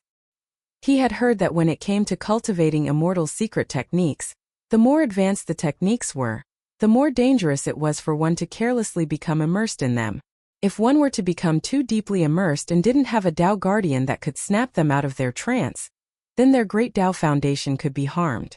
Qian Ping'an had served as a passive bystander this entire time, watching as Zhang Yi began to lose himself in the secret technique that he was reading through, only to abruptly set down the sheets of paper in his hands as he began gasping for air. Only then did Qian Ping'an give a slight nod of approval. Lackluster aptitude wasn't the most damning thing for a cultivation prospect. Instead, it was most important for one to be grounded and sufficiently focused. If Zhang Yi didn't even possess this much power of concentration, then the tasks that Qian Ping'an had in store for him would only push him to an inevitable outcome of qi deviation. If that had been the case, then he wouldn't have chased Zhang Yi away, but he definitely wouldn't have encouraged him to continue cultivating either. He would have simply treated Zhang Yi like a new neighbor, much like the gatekeeper of the island. Even if those 15 grain rain coins had gone to complete waste, he would have asked Zhang Yi and the fishing room to find him a suitable candidate. After that close call, Zhang Yi had learned his own limits, and he immediately raised any questions that sprang into his mind, while Qian Ping'an patiently provided him with answers.